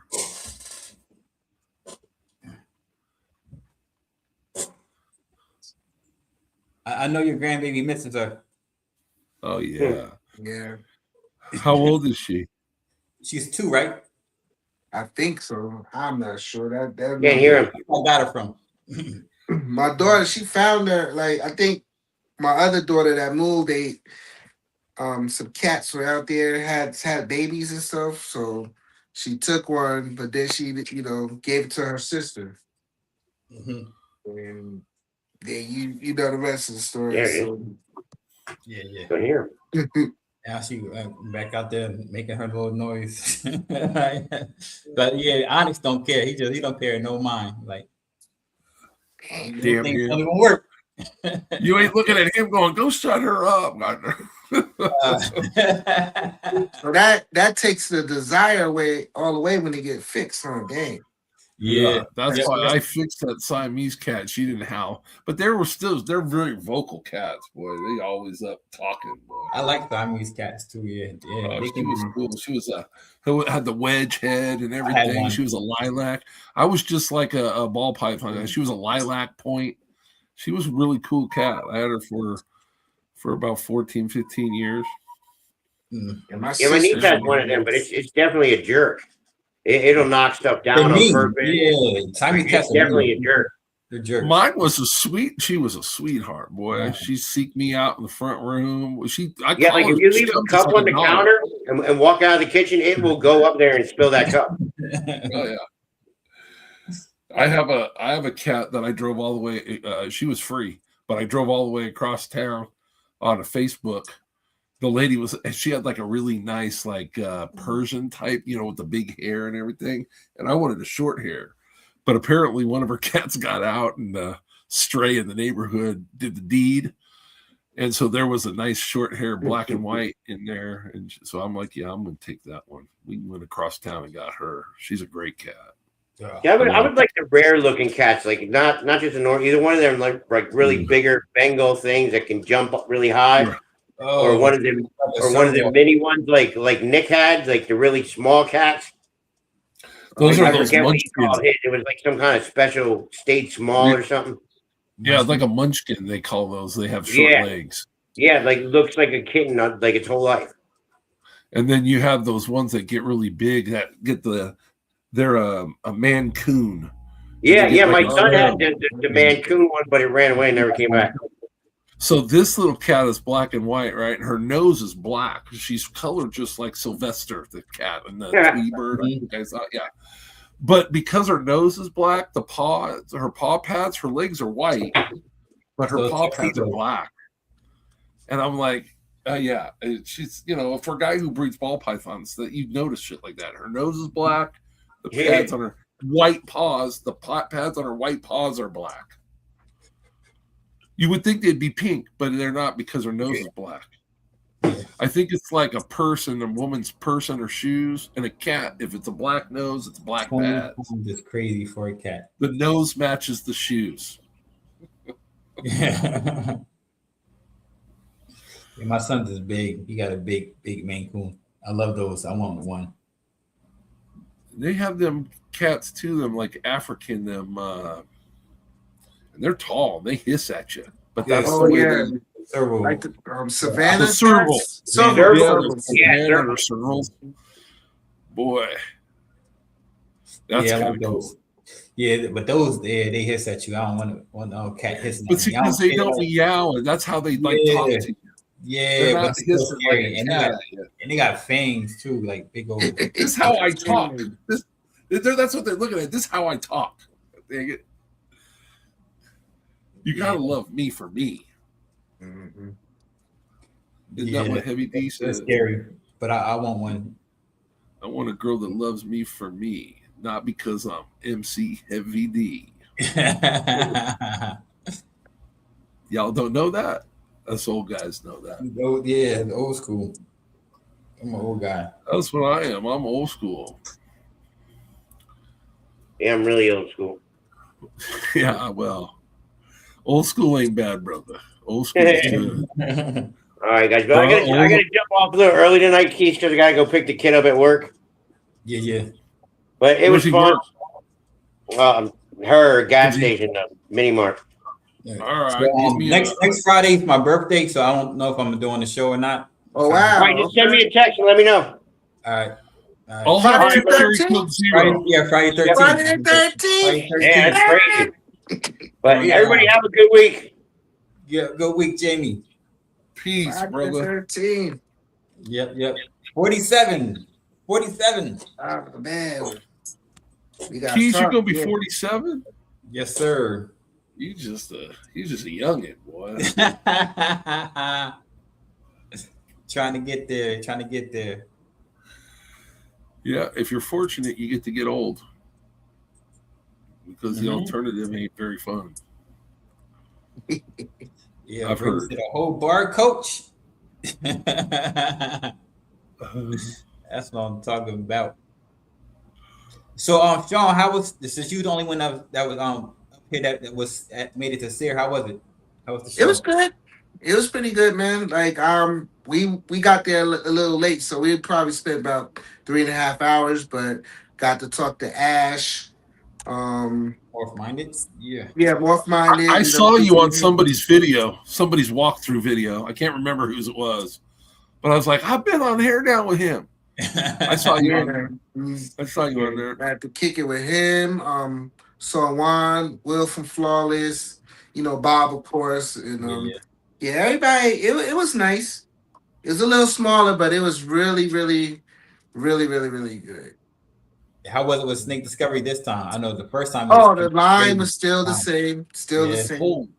Still the same. Emily, yep, but she do it gracefully.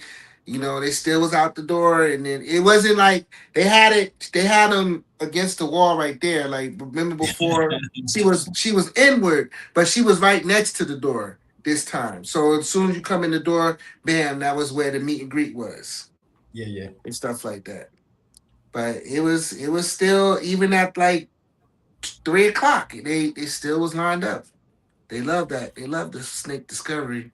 Yeah. Well, Mike, you was vending, so I was there early.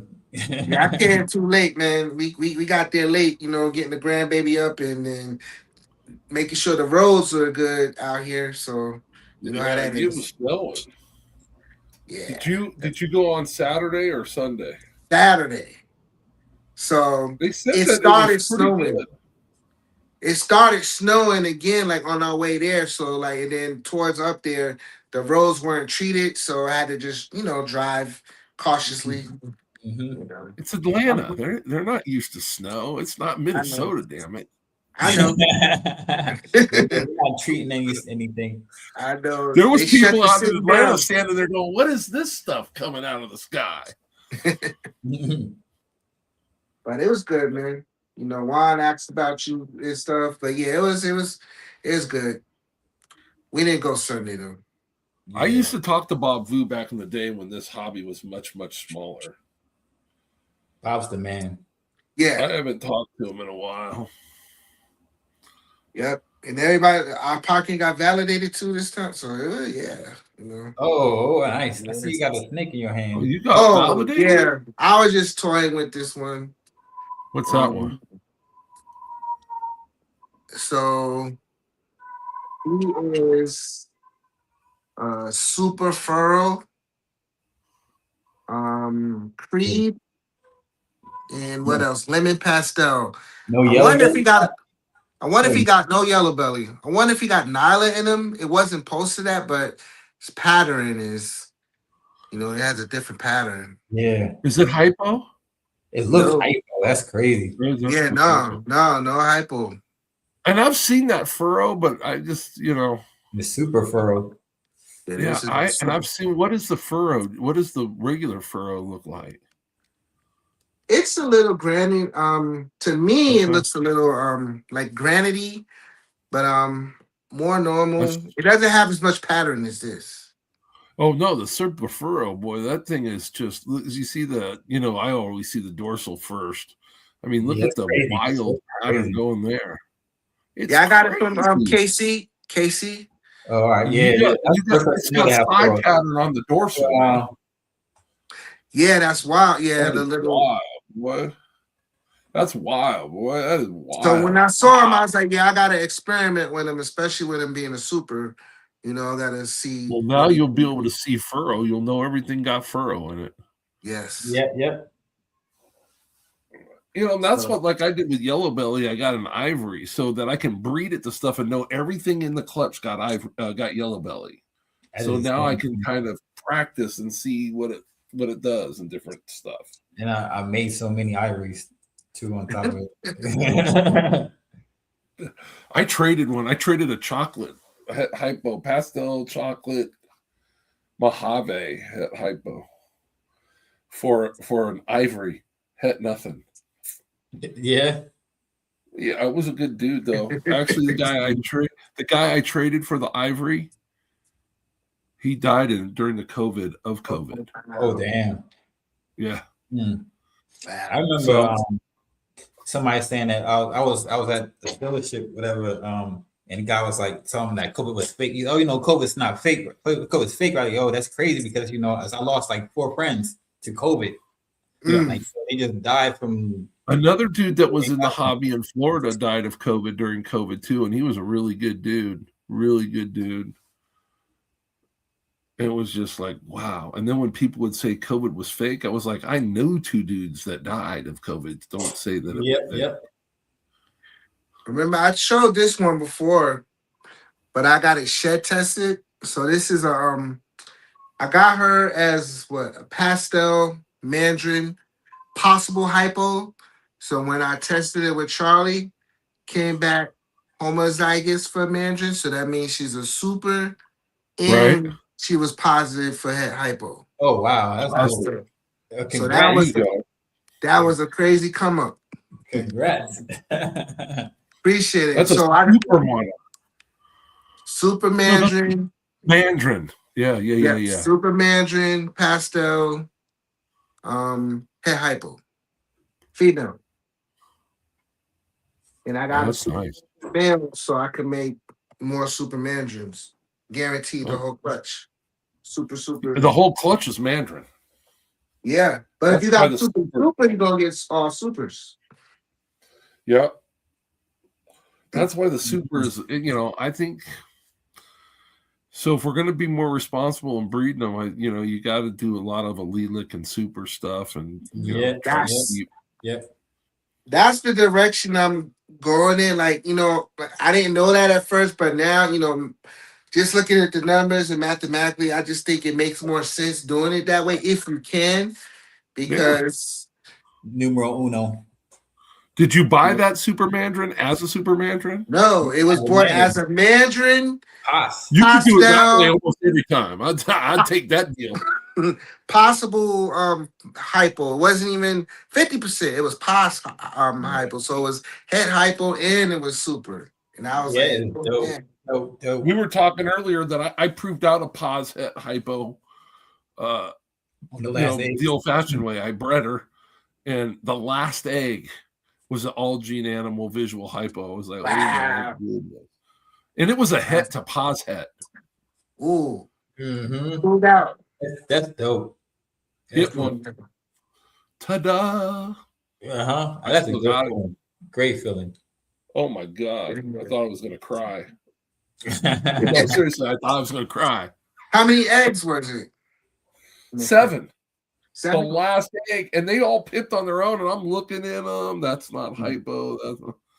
It was a chocolate Mojave to a Mojave Het OG to a pastel chocolate Paz Het hypo.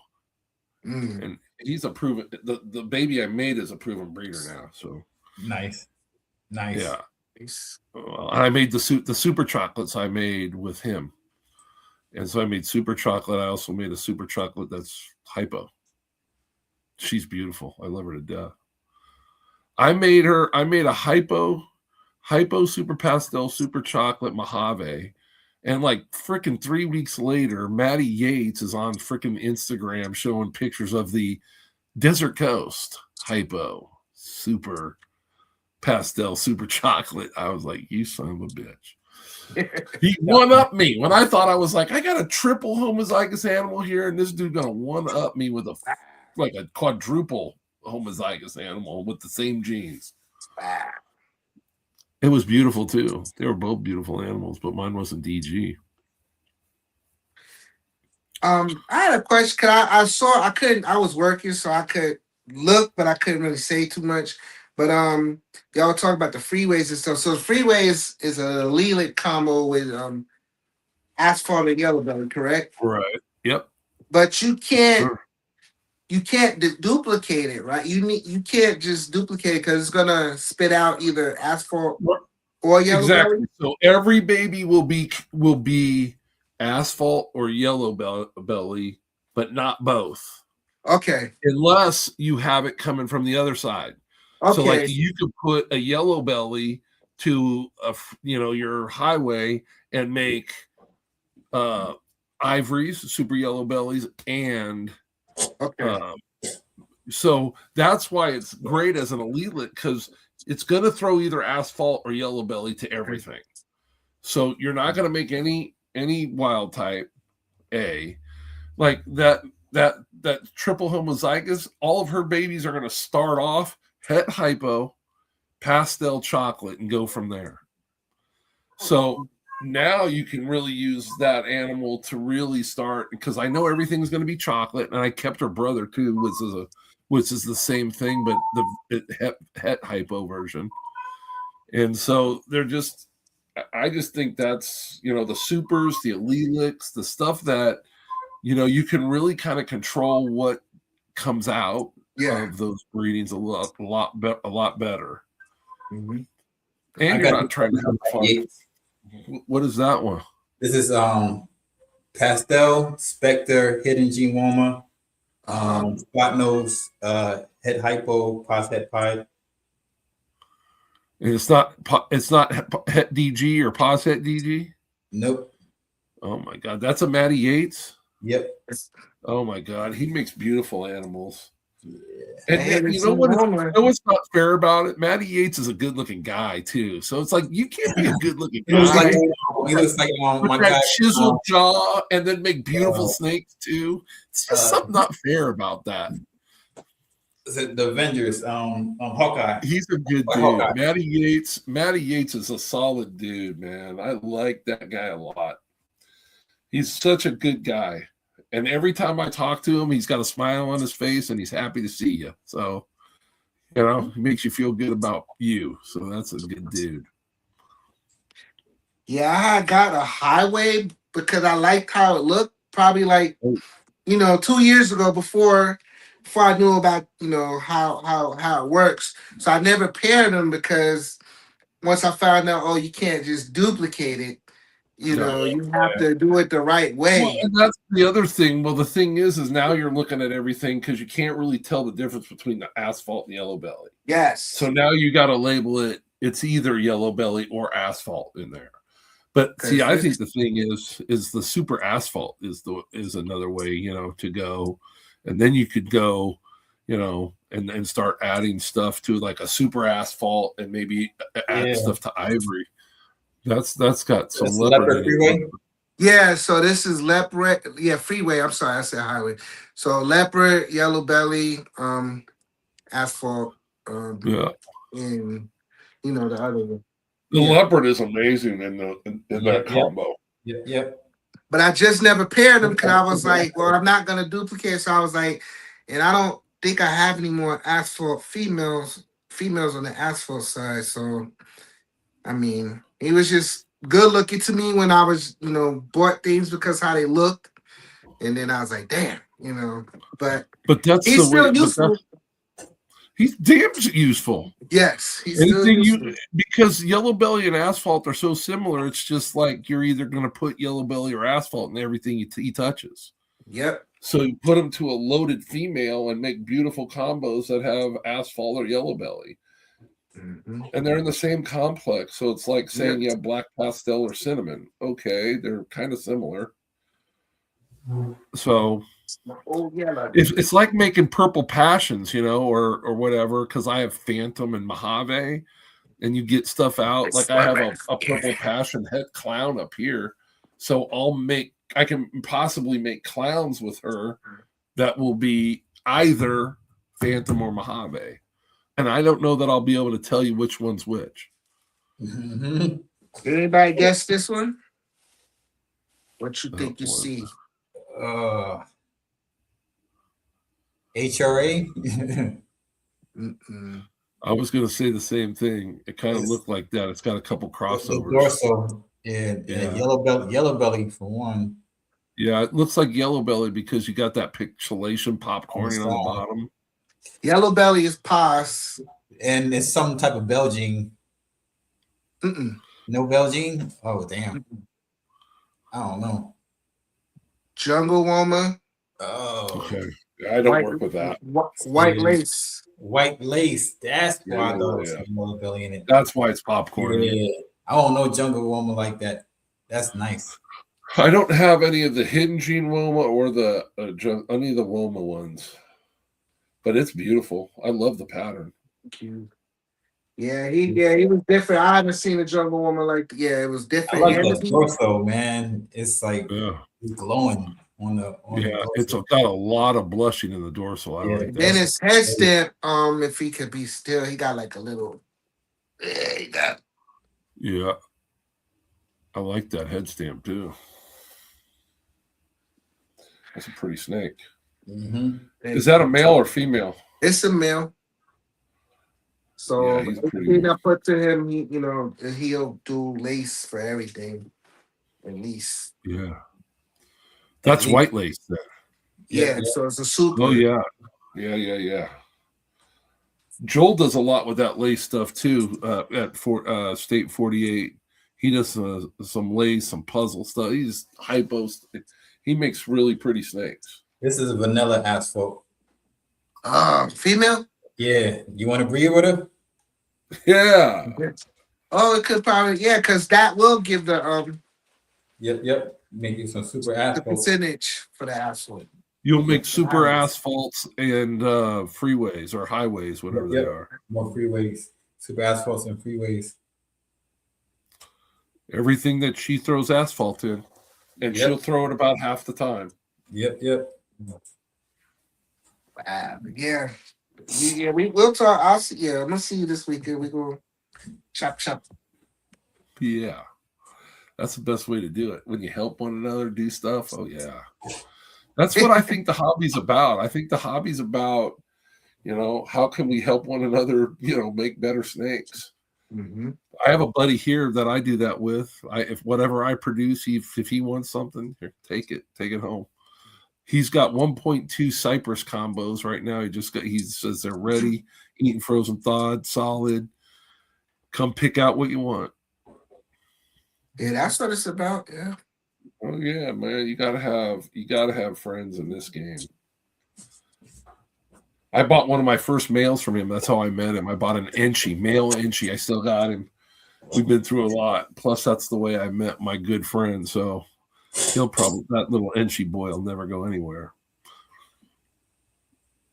And that's all he is. He's not head for anything. He's just an Enchi. He's a nice looking Enchi, but I got sentimental ties to some of these animals. Yeah, me too.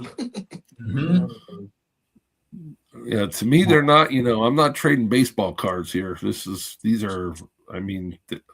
I got 90 something of them in here, but they're all different. They're all they got different personalities. Different personalities. They do stuff different. I got one girl up here. You take that hide out of that bin, she ain't eating. I'm sorry, I don't care how often you feed her. I don't know. She ain't eating. That hide's been in her cage. She's probably close to 12 years old, and that hide's been in her cage. And I've changed it out, given her a bigger hide, better hide, and no. And I'm always like, when I first kind of figured it out, I was like, let me see if this damn snake isn't eating because she didn't have her hide. Put that hide in, bam, no problems. Wow. I'm like, you son of a gun. Part of the fun of this is figuring that out, right? And figure it out. And then when you figured them out and you really learned your animals, then you know that girl's ready to breed. She's cooling, she's wrapping the bowl. Now you put in a male, and now she wants to eat everything in sight. And okay, here we go. They got a lot of I love all my snakes, even the butthead ones. Yeah, I was telling Keith earlier, boy, I like the ones that got a little spice to them. They get a warm spot in my heart, boy. I ain't taking no mess from anybody. Mm-hmm. What you got, Keith? My Doomies. Oh yeah, Doomer's bow is such a pretty snake. That's a bow. Okay. Oh man. A wild type, that is just amazing. Look at the pattern on the dorsal. Yeah, that pattern looks like somebody spins it. You know what I mean? Yeah. The color looks like somebody tries to spin it. It's like little fish. What a beautiful animal. That is dope. Yeah, I love. So yeah, they got some dope patterns. Yeah, beautiful. And they're a big, impressive. How's the animal. temperament though? How the temperament? Oh man, sweetheart. They're sweet. What? Puppy dogs of the snake world. They eat though, man. Their food response is crazy. No kidding. Beautiful animal, man. That's a beautiful snake. That's I thought they had a tendency to bite more, but nah. Okay. Nope. Not Doomerals, boy. They big solid animals too. Yep. Oh yeah, they can get hefty if you go over. They're impressive looking animals. They're size, pattern, head. That head is just like a bulldog head on a snake. Yeah. So, what part of the country are you in? Atlanta? Yeah, I'm in it as well. Austell, but you know, my wife has a family in Atlanta. My daughter went to college in Daytona Beach, Florida. She used to drive up to Atlanta a lot when they had the hurricanes and whatnot. Because we had family there, thank goodness. I was in Atlanta right after they had the Olympics there. Oh, in '96. Yeah, I was there at a PetSmart trade show right after the Olympics were there. I was still in New York at that time.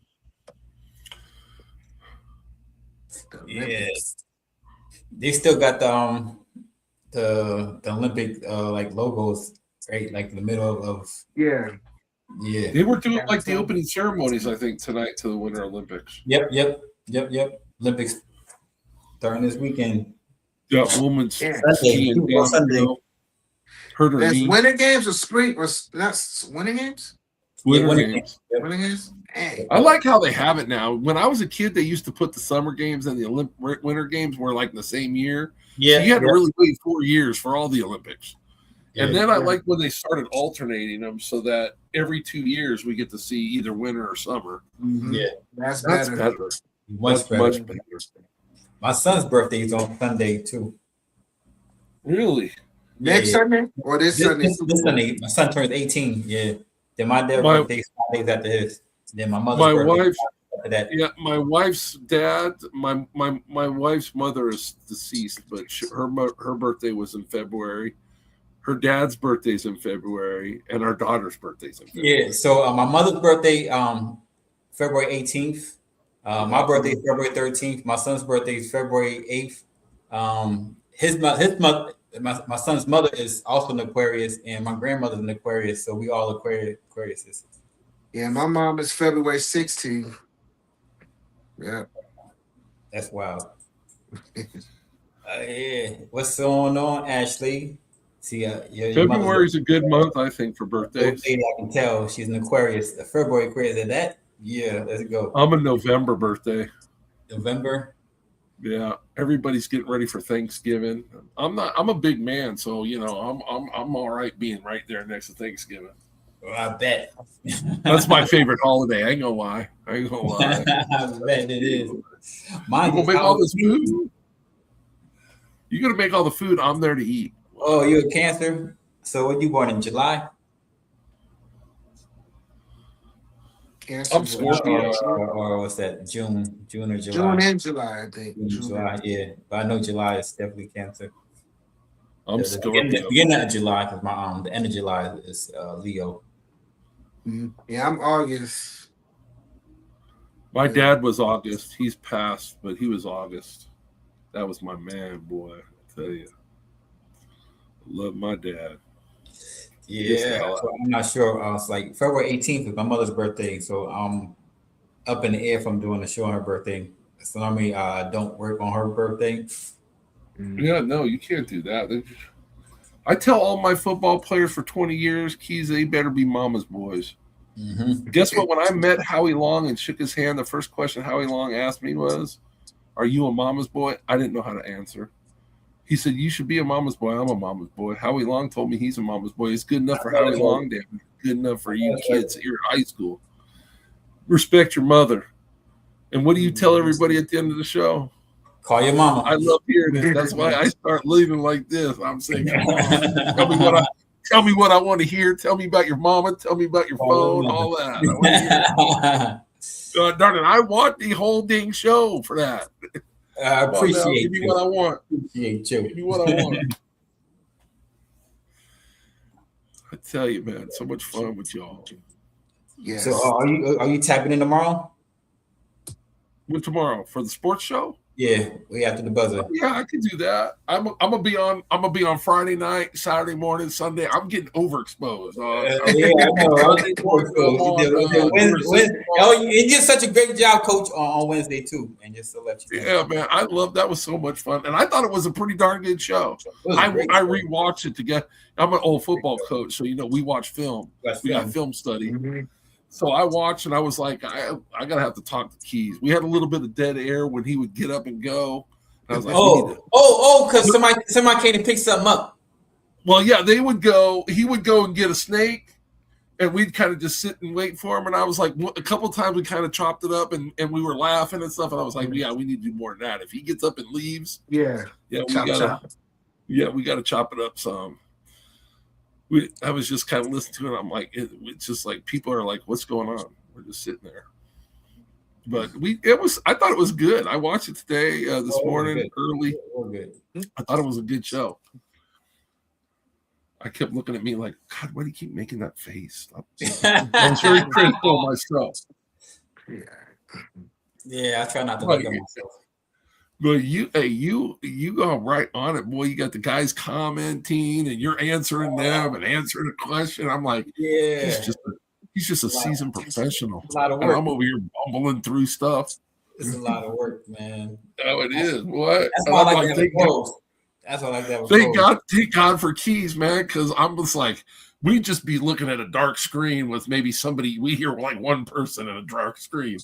Yeah, that's not going to fly. Nobody's watching that. That doesn't make good YouTube. But we had a good time. I had a great time. I thought it was fun, and I thought we did a pretty darn good show. Keys is the man. Appreciate you, bro. Appreciate you. Always, man. Mutual. I saw you on a video. I was stopped it, rewound it, went back, because it was like they were just doing a walkthrough, and it's like, I've been on Hairdown Friday. That's my guy. And then I rewound it. You were talking to some vendor there, but you were standing right there. I was like, yeah, I know him. I know him right there. That was cool. Did you have a good time? You saw me in the video? Yeah, I saw you in the Sear walkthrough. The Sear walk. Somebody did a Sear walkthrough. Oh, I didn't even see it. I didn't know I got caught out there. No, I didn't You know see what I'm it. gonna do? Now I'm gonna go back. I'm gonna send it to Keys. I'm gonna like, this is the video. Oh guy is man, in. I I'm thought you were gonna talking show to Keys. This is where you just fast forward to this count. There he is. Oh wow, I didn't know I got caught out there. Yeah, it was fun. Yeah, you I couldn't enjoyed tell it. nobody you weren't there, but you can't. There's evidence. You got a cop to that. Well, yeah, I was at the show. Yeah, we wanted to go to support and chop it up with people. Even if it was just one day. We usually go both days, but we were kind of busy that weekend, so we just went one day. But it's all good. I know they're gonna double it up for the summer. Yeah. Yeah, they had a cheerleader competition, I think, going on, a conference or something was going on. So they probably I think they had the bigger space that weekend. It looked like a pretty big space, though. It still was big, yeah. It wasn't, it still was big. And they still had Oak the Owl was still there, so. Yeah, I seen somebody, Whittemore posted a pic with Oak the Owl, so. Yeah, we took some pics with him too. Grandbaby took some pics with some snakes. She's brave now. She took some pics with boas and all kinds of stuff. Yeah. Thanks. Mm-hmm. You made me post? Burmese. I'm sorry, Burmese. Oh, Burmese. Oh, chill. Yeah. Damn. Yeah, the Burms. Damn. Mm-hmm. What's it big? I never even held a Burm. My friend sent me a video of the study that they're doing in Australia where they're babies, and they had like two Bredl's pythons. This is in Australia, and they had two Bredl's pythons just crawling around with these babies. These babies have no fear of these snakes, none. And then they have like a split screen where they're showing their baby and they're showing mom watching the baby, and she's just cringing and the study is showing is we're not born with a fear of snakes. That's a learned fear. And so you're transferring fear that you have to your children, and that's not fair. Let them make up their own mind. Exactly. A lot of it has got to do with superstition and all kinds of things. All that, yeah. Snakes have just been vilified. I guess that's vilified. I'm going to go with it. For such a long time, and just everything, even back to like the Bible, exactly. That's exactly where it came from. Exactly. That's where it all started. And not really in the Bible. They're probably not really talking about a serpent. Not what we're talking. Not the serpents we know. Yeah, They're not talking about a snake, really. Nope. Like I think they're using it more as an adjective, not as a misconceptions about snakes. They're evil. They're slimy. They bite for no reason. It's just no. They chase you. Oh my god! He tried to chase me down. No, he did not. I've seen videos of women and stuff in India or somewhere. They grab a king cobra they just throw it like, get out of here, like. No fear, king cobras, and them things they stand up erect, like they'll look you eye to eye. King cobras. I saw this video with a dude. He hits it in the head. It's so funny. He just smacks it right in the head, the hood, and then the snake ran off. Yeah. Oh, if you smack me in the head, I'm gonna run off too. Probably, I might be going to get a baseball bat, but I'm gonna run off. Trust me. I might be back if I find a good stick, but I'm running off. Oh, this is a picture. I don't know if you can see of the Burmese sheep. Oh, it just went out. Oh, hold on a second. Yeah, we get it. For a second. Yeah, I saw it. I pressed the button by mistake. All right. There you go. Oh. It's a small one, but hey, it's bigger than the ball python. Oh man, look how long it's small. Look how long it is. I just seen her hand. She got around her. She got something on the arm of the chair. That's a big lizard. It's a big iguana, some type of iguana, I think, and then a tortoise down there. Tortoise looks like sulcata, maybe. Yeah, nice. Yeah, no fear. No. remember who was it? Black Diamond. So Yeah, yeah. they got the big Reese's. So Yeah. yeah. So the last time we took a picture with that, yeah, she was kind of scared, like looking like, cause they got that big one, and yeah, but she's more comfortable now because she's in here with us all the time. That's a good thing. There's no reason to have an irrational fear in life because it's irrational. It can't hurt you. Mm-hmm. It might bite you. You get a stitch, kind of chip it up, but I got bit by a beagle dog right in the mouth, tore my damn lip off when I was a kid. So, wow. You gonna get better bit from a dog than a snake. Yeah, sure. That's a bee sting that hurt more than a ball python bite. Oh yeah, hell yeah, yeah. Oh man, a little fire ants will get you worse than that. Yeah, no kidding. Them ants out here in the desert are no joke, boy. Yeah, I try not to live with unnecessary fears because it's nah. And superstitions, I had superstitious stuff. I had to get all of that away because it's like I don't. I kept colubrids in the 90s, but part of the reason that I did it is I had a fear of snakes. I'd go down to what we called the creek when I was a kid and go catch gopher snakes and garter snakes and yellow belly. Now, when I say we, I mean them. They caught them and then they would show them. You was there. They would show them to me. Like we would put like a gopher snake in a 5-gallon bucket, and I'd just sit there looking at this darn gopher snake, just amazed.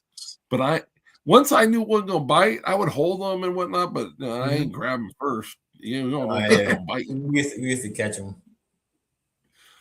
You get garter snakes. Garter snakes. Yeah, them garter snakes. I would grab garter snakes. I would grab garter snakes. I didn't have a problem with them, but them gopher snakes. Bite. Garter snakes bite. Yeah, they do bite. And the blueberry lizard, we used to we get a reed of grass and we kind of make like a noose because they are faster than hell. You were going to just walk up and grab them. We kind of noose them with the grass and then grab them off the end of the real quick yeah, that was fun. It's being kids, man. Yeah. But I love the snakes. I'm not a lizard guy. I really love the snakes. It just fascinate me. They're fascinating animals. Me too. You're going to catch a rat. I can't catch a rat. When I was doing live rats in here and I drop one on the floor, come on, man. I'm digging under racks and take me half an hour, 45 minutes to catch it. Throw that straight bam, good, bye. Yeah. They don't even have no legs or arms. How do you catch it so fast? Yeah, and eat it. Swallow it whole. No arms, no nothing. No assistance. Nothing. Didn't grab it with a hand, didn't run after it with feet. Just kind of sat there going, I'm nothing. Just come walk over here. Come walk over here by me. And then bow. Bye.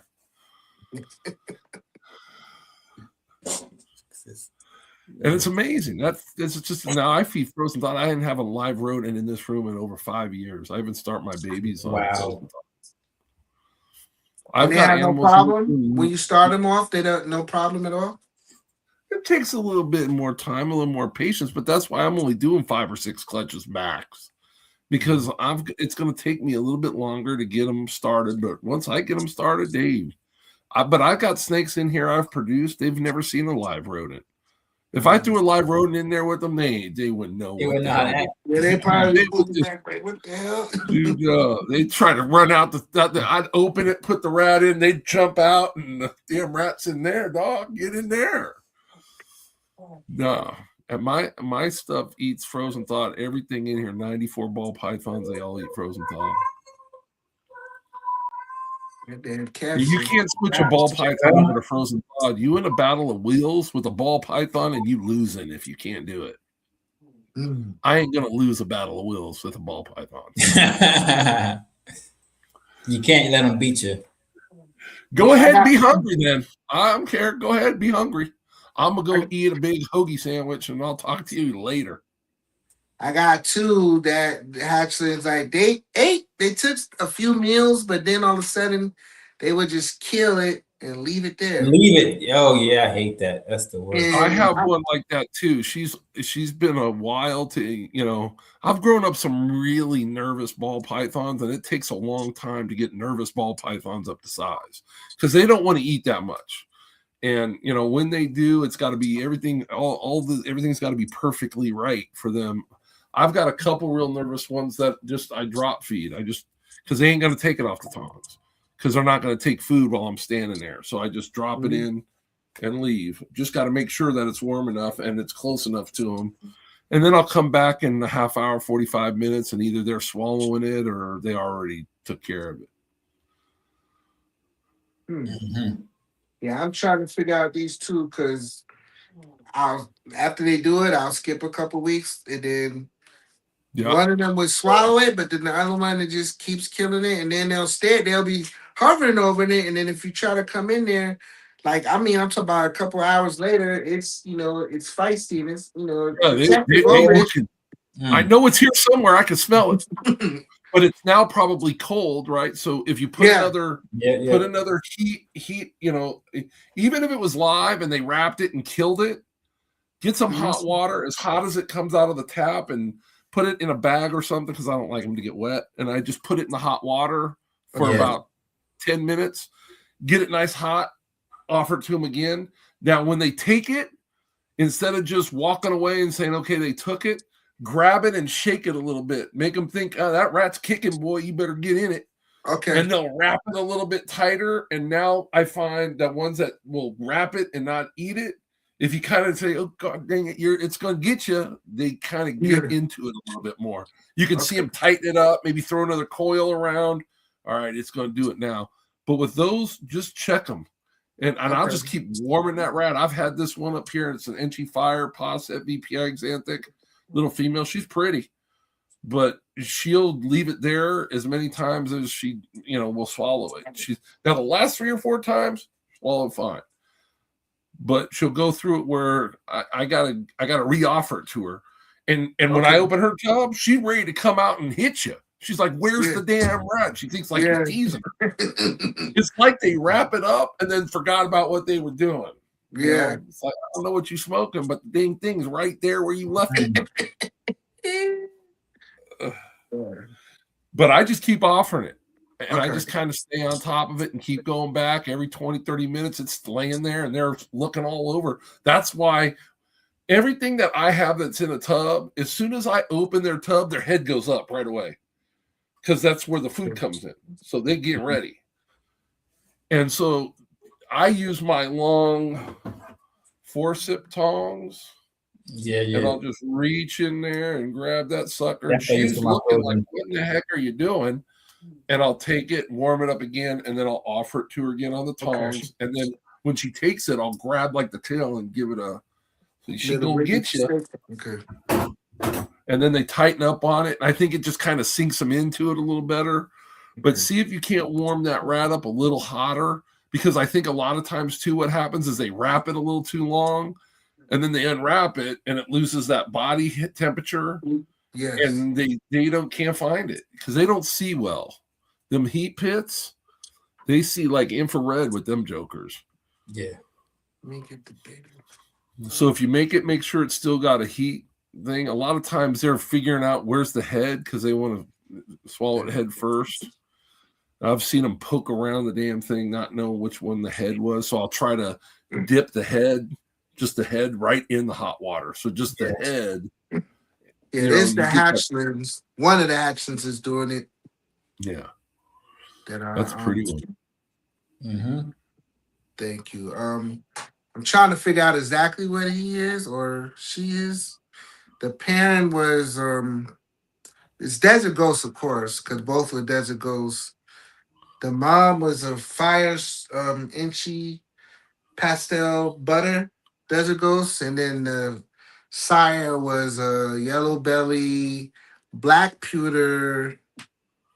So that's black pastel. And Desert Ghost, leopard Desert Ghost. So that's a lot of genes. Definitely butter and the black pastel. You say you see the butter in this one? I was okay. Yeah. I only had 2, and get the sim that made it from that clutch. But they're doing that murdering, just murdering their food and not eating it. Yeah. And this one. That's TG too? Yeah, That's like DG. pastel luster. I see DG. that all day. Yeah, So DG. butter DG. Yeah. I think pastel in that too. Look Yeah, I at the think head. so Oh too yeah, because it's pastel yellow. too. Pastel too. Look at the head too. Yeah. Yeah, it's yellow. Yeah, that's beautiful. The mom got And fire. see, you put that DG to stuff, you ain't got to put a bunch else in there to make them pretty. That DG makes stuff really nice. Pastel and DG are Let me made for. show you the mom. Hopefully she don't really attack mom. Yeah, I gotta watch her ass because she'll. Yeah. Makes for good YouTube though if you take a bite for the team. I tell Take you, a bite. Take a bite. likes go way up if you get bit. So this is the mom. That's pretty. That's real pretty. So Yeah, yeah, I like that. she's a butter fire inchy pastel. I love Enchy Fire, boy. Enchy Fire is like my favorite, dude. I think that's a great base to start with just about anything. Yeah. Yeah, so she laid last year, so I'll probably give her some time off. She's gorgeous, dude. That's a beautiful Thank animal. you. Did Thank you. you Her pick name's her up? Beauty. I named her Beauty. Ah, Oh, nice. darn Beauty straight. is her name. If you didn't, you might have just taken a bite right there. She's lining you up. And then this was the sire. She was like, "Say my name." This the That's sire. beautiful. Yeah. That's a big boy. Big ass boy. Sheesh. Big ass male. That's GQ right there. So Ah, GQ and Beauty. black pewter, yellow belly leopard, desert ghost. Yeah, my goodness. I love that leopard, boy. I'm sorry. That's a good gene. We were talking about that earlier tonight. Yeah. The leopard gene. Leopard. It's one of my top 3 or 4, man. Yeah.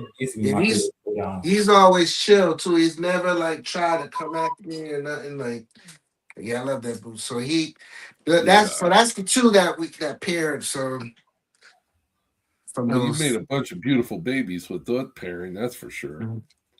Hey, Sean, that Mojave pie is still locked up. Seriously? Yep, still locked up. And you just put it. That's pretty boy. You just put him in there, and he just went to town right away, huh? Yep. Had to pull him off the garden hose first, then get him in the right tub, boy. He's ready to go. Mm-hmm. Yeah, I think he produced my first clutch, right? He produced the first clutch. It was like a practice clutch I did, just to make sure we were doing it right. So he's a pied full. So I got let me show the baby he produced. This is one of them. Oh yeah. What's that? So he is a pied Mojave 100% VPI. And the mom was just a super on-stream fire inchy. That's it. Yeah, But that's this- got a lot of stuff. But this That's pattern looks different. That's crazy. Like, That pattern is crazy. almost look puzzle-ish a little bit to me. Yeah. A little bit. Yeah, it's crazy. A little bit. Yeah, that is crazy. That is wild. I think there's Mojave. That's Mojave for sure. And then it's the sibling next to Holy it. cow. Yeah. It's bright. That's nice. It's bright. Yeah, it is. And I think one has Mojave and the other one may not, or fire. There's a little difference. Camera might not pick it up, but it's a little difference in the color. Yeah, you see that one in your right hand is much brighter. Yeah, she is. And the pattern's a little different. That's got inchy in it right there. This one. Yeah, this one. You think That's so? inchy. I think the other one's got inchy in it too. I think it's a mochi. It's got Mojave and inchy together. Oh yeah, you're right. Yeah. Forgot about that. Yeah. And let me just show you what the mom looks like real quick. She's probably one of my biggest girls. So she's not feisty, but she's just big and she runs a lot. So Oh yeah. right here. That's So a big one, boy. What is in there? That's got pastel, lesser, looks like inchy. just Inchy Fire Super Orange Dream is what I Okay. bought. That's Yeah. what I bought. Inchy to me, Inchy and Orange Dream, they're not like a lilac or in the same complex, but they're kissing cousins because they do a lot of the same stuff.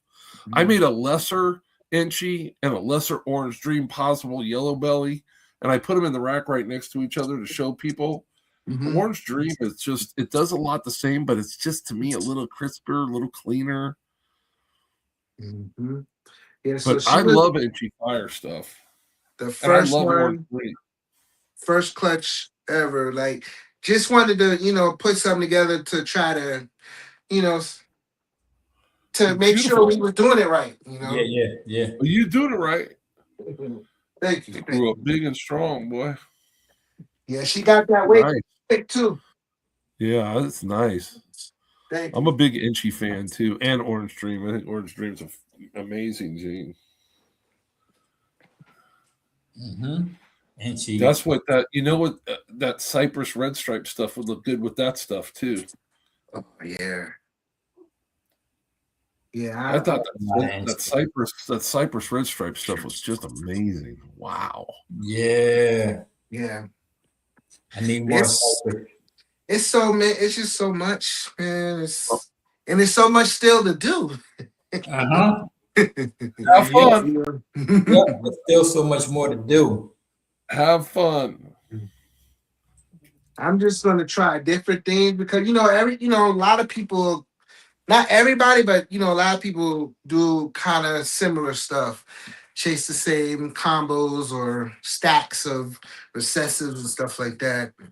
But I just want to try different things, like play with the Lelix and supers a little more as well too. I like that DG stuff. That stuff is amazing. I think DG, I mean, to me, it's like if you got it. Keith says yellow belly everything. I'm Yellow like belly Desert everything. Ghost everything. Enhanced Desert Ghost, answer, whatever you want to call it, do that. DG everything. DG and hypo. I think the DG with the BPI Xanthic DG and BPI Xanthic are freaking amazing together. Yeah. Mm-hmm. To find the next like pair that marries together good like that, because that combo, alone, the DG hypo, the DG the Xantic DG, or all three of them, or even two of them, True Ghost, whatever, Xantic with any The of them. hypo and See, and I learned today, I was watching something today, and I learned the difference between Xanthic and anathoristic. Because they kind of look the same. Yeah. Well, Xanthic we have in ball pythons.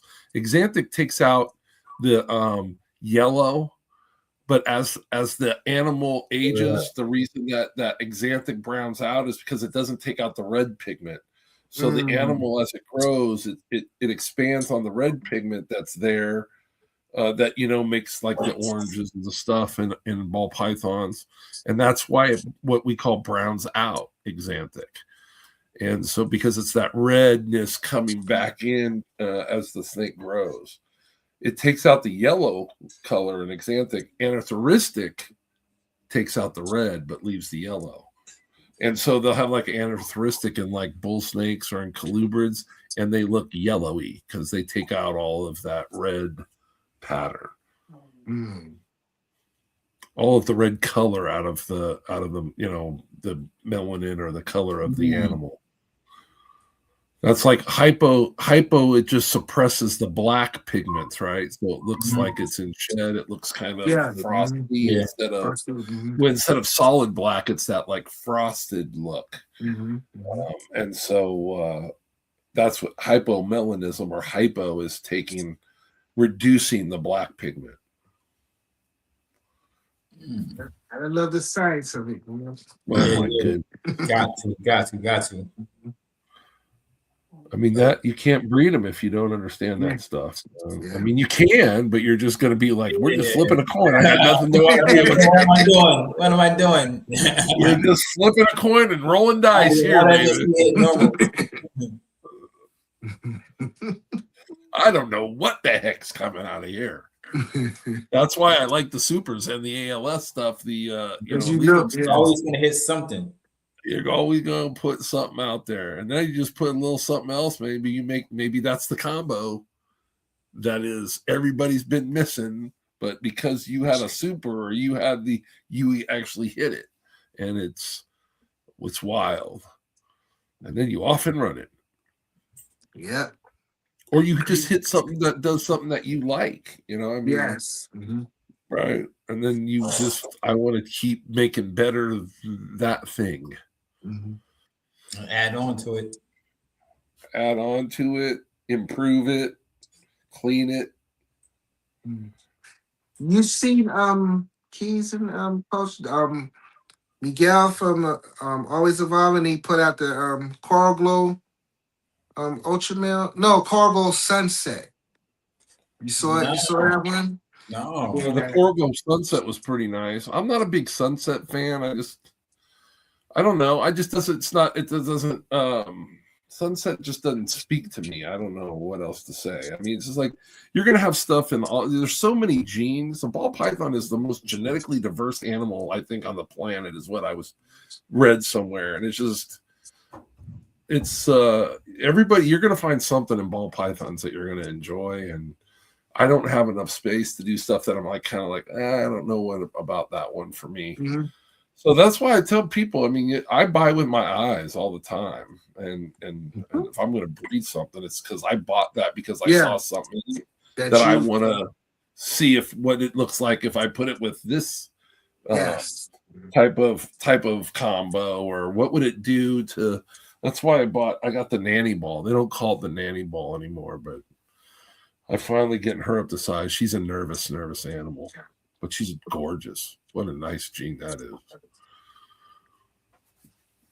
You said the nanny or the Carnage nanny? That one? Yeah, it's now Carnage, I think, or something like that. I'm just, I bought it as a nanny. I'm going to call it a nanny, damn it. Yeah, that's what I bought mine as. So I to switch the name up like that, I'm just going to keep it at nanny for now. Oh, she ready to eat too, boy. She looking. I'm thawing out rats for after. I'm about to take a look.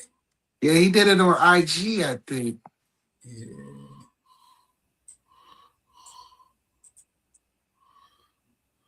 Oh, there it is. Right there. That is cool. That is real cool. What's he say? I can't hear it. Sunset Batman and Coral Glow Sunset Batman. Best sunset clown combo we have made over here at AEP. Coral Glow Bananas, a must in the Sunset Clown project. Now getting Yellow Belly or Stranger in the mix. There you go. And I know the dude over at Leviathan, he made Ultramel Sunset. Mm-hmm. And it looks beautiful as a baby, no doubt about it. I'm gonna hold out. My opinion isn't going to be said until I see it as an adult. As an adult, yeah, that's true. Because the sunset's brown, they normal sunset brown out. And that's I want to see how. Yeah, I want to see how that banana, how that's gonna look when it gets older. How does it not look as an adult? Or even as a juvenile, because by the time it's a juvenile, you'll know. Banana freaking change, and especially banana clowns, especially. Oh my gosh, banana clowns look so much different when they get older. And then the banana, but see, then you can do stuff with banana clown, like stuff like Anchi and Yellow Belly and stuff like that. That'll hold those colors and make that a brighter snake and a better chance of it being a beautiful adult animal. The only thing about banana and Coral Glow type clowns, what I've seen is as they get big, they really fade. It's not like they brown. Yeah, they kind of. It's harder to see like the pattern and whatnot. But I think I'd like to do banana. I've got a banana genetic stripe, and a banana genetic stripe. Just as he got to be like an adult size, he's been getting a couple of freckles, but he didn't have any until Hmm. like just recently. So I want to make the banana. I've got him going to this pastel lesser leopard pinstripe poshet pied, and I'm telling you what, she's 100% proof. I guarantee she'll prove het. And I'm going to put my banana genetic stripe. I'm not opening any of these cages until I have rats. Oh, because you got. Oh yeah. You're feeding tonight. You're feeding. They look like they want to. I opened up the nanny ball, and she's not looking nanny-ish right now. She's looking like she want to do harm. It's all good. We're about to actually call it a night, fellas. I think so. I think you did a good hair down. Oh yeah. Yeah, my hair was down the whole time. You just, you can see down. it. It's down. I got to shave. I got to shave my head. So I'm about to do. I do too. I haven't shaven about a week. You can't see mine because my hair is gray now. So, all right. Yeah. See, so you got that light gray hair on that. It's got no contrast. My beard is gray for the most part. Yeah. Gray means nothing but experience, baby. That's all it means. Gray means knowledge, brother. That's all it means. I'm gonna tell you what. When you start to hear the guys with the gray hairs talk, listen a little harder. They might teach you something. No doubt, bro. Thank y'all fellas for joining. All right, thanks for having me, man. Thanks. No doubt. Yes, sir. I'm glad to be able to jump on. All right. Coach, appreciate you. Always all a right, pleasure. I'm ready. Oh, yeah. So y'all know what's up, man. Get those smiles out, get those flowers out. Tomorrow is not promised. 5 minutes from now, it's not promised. In Arizona, it's not too late, man. It's only like 9:30, so it's nothing for Coach to call his mother. So y'all call your mother and get the fuck off my phone. We out. Brian, thanks for tapping a little bit late. Catch the replay. #replay gang. Don't forget that like button. And now we out. Yeah. Right. Peace. Bye, brothers.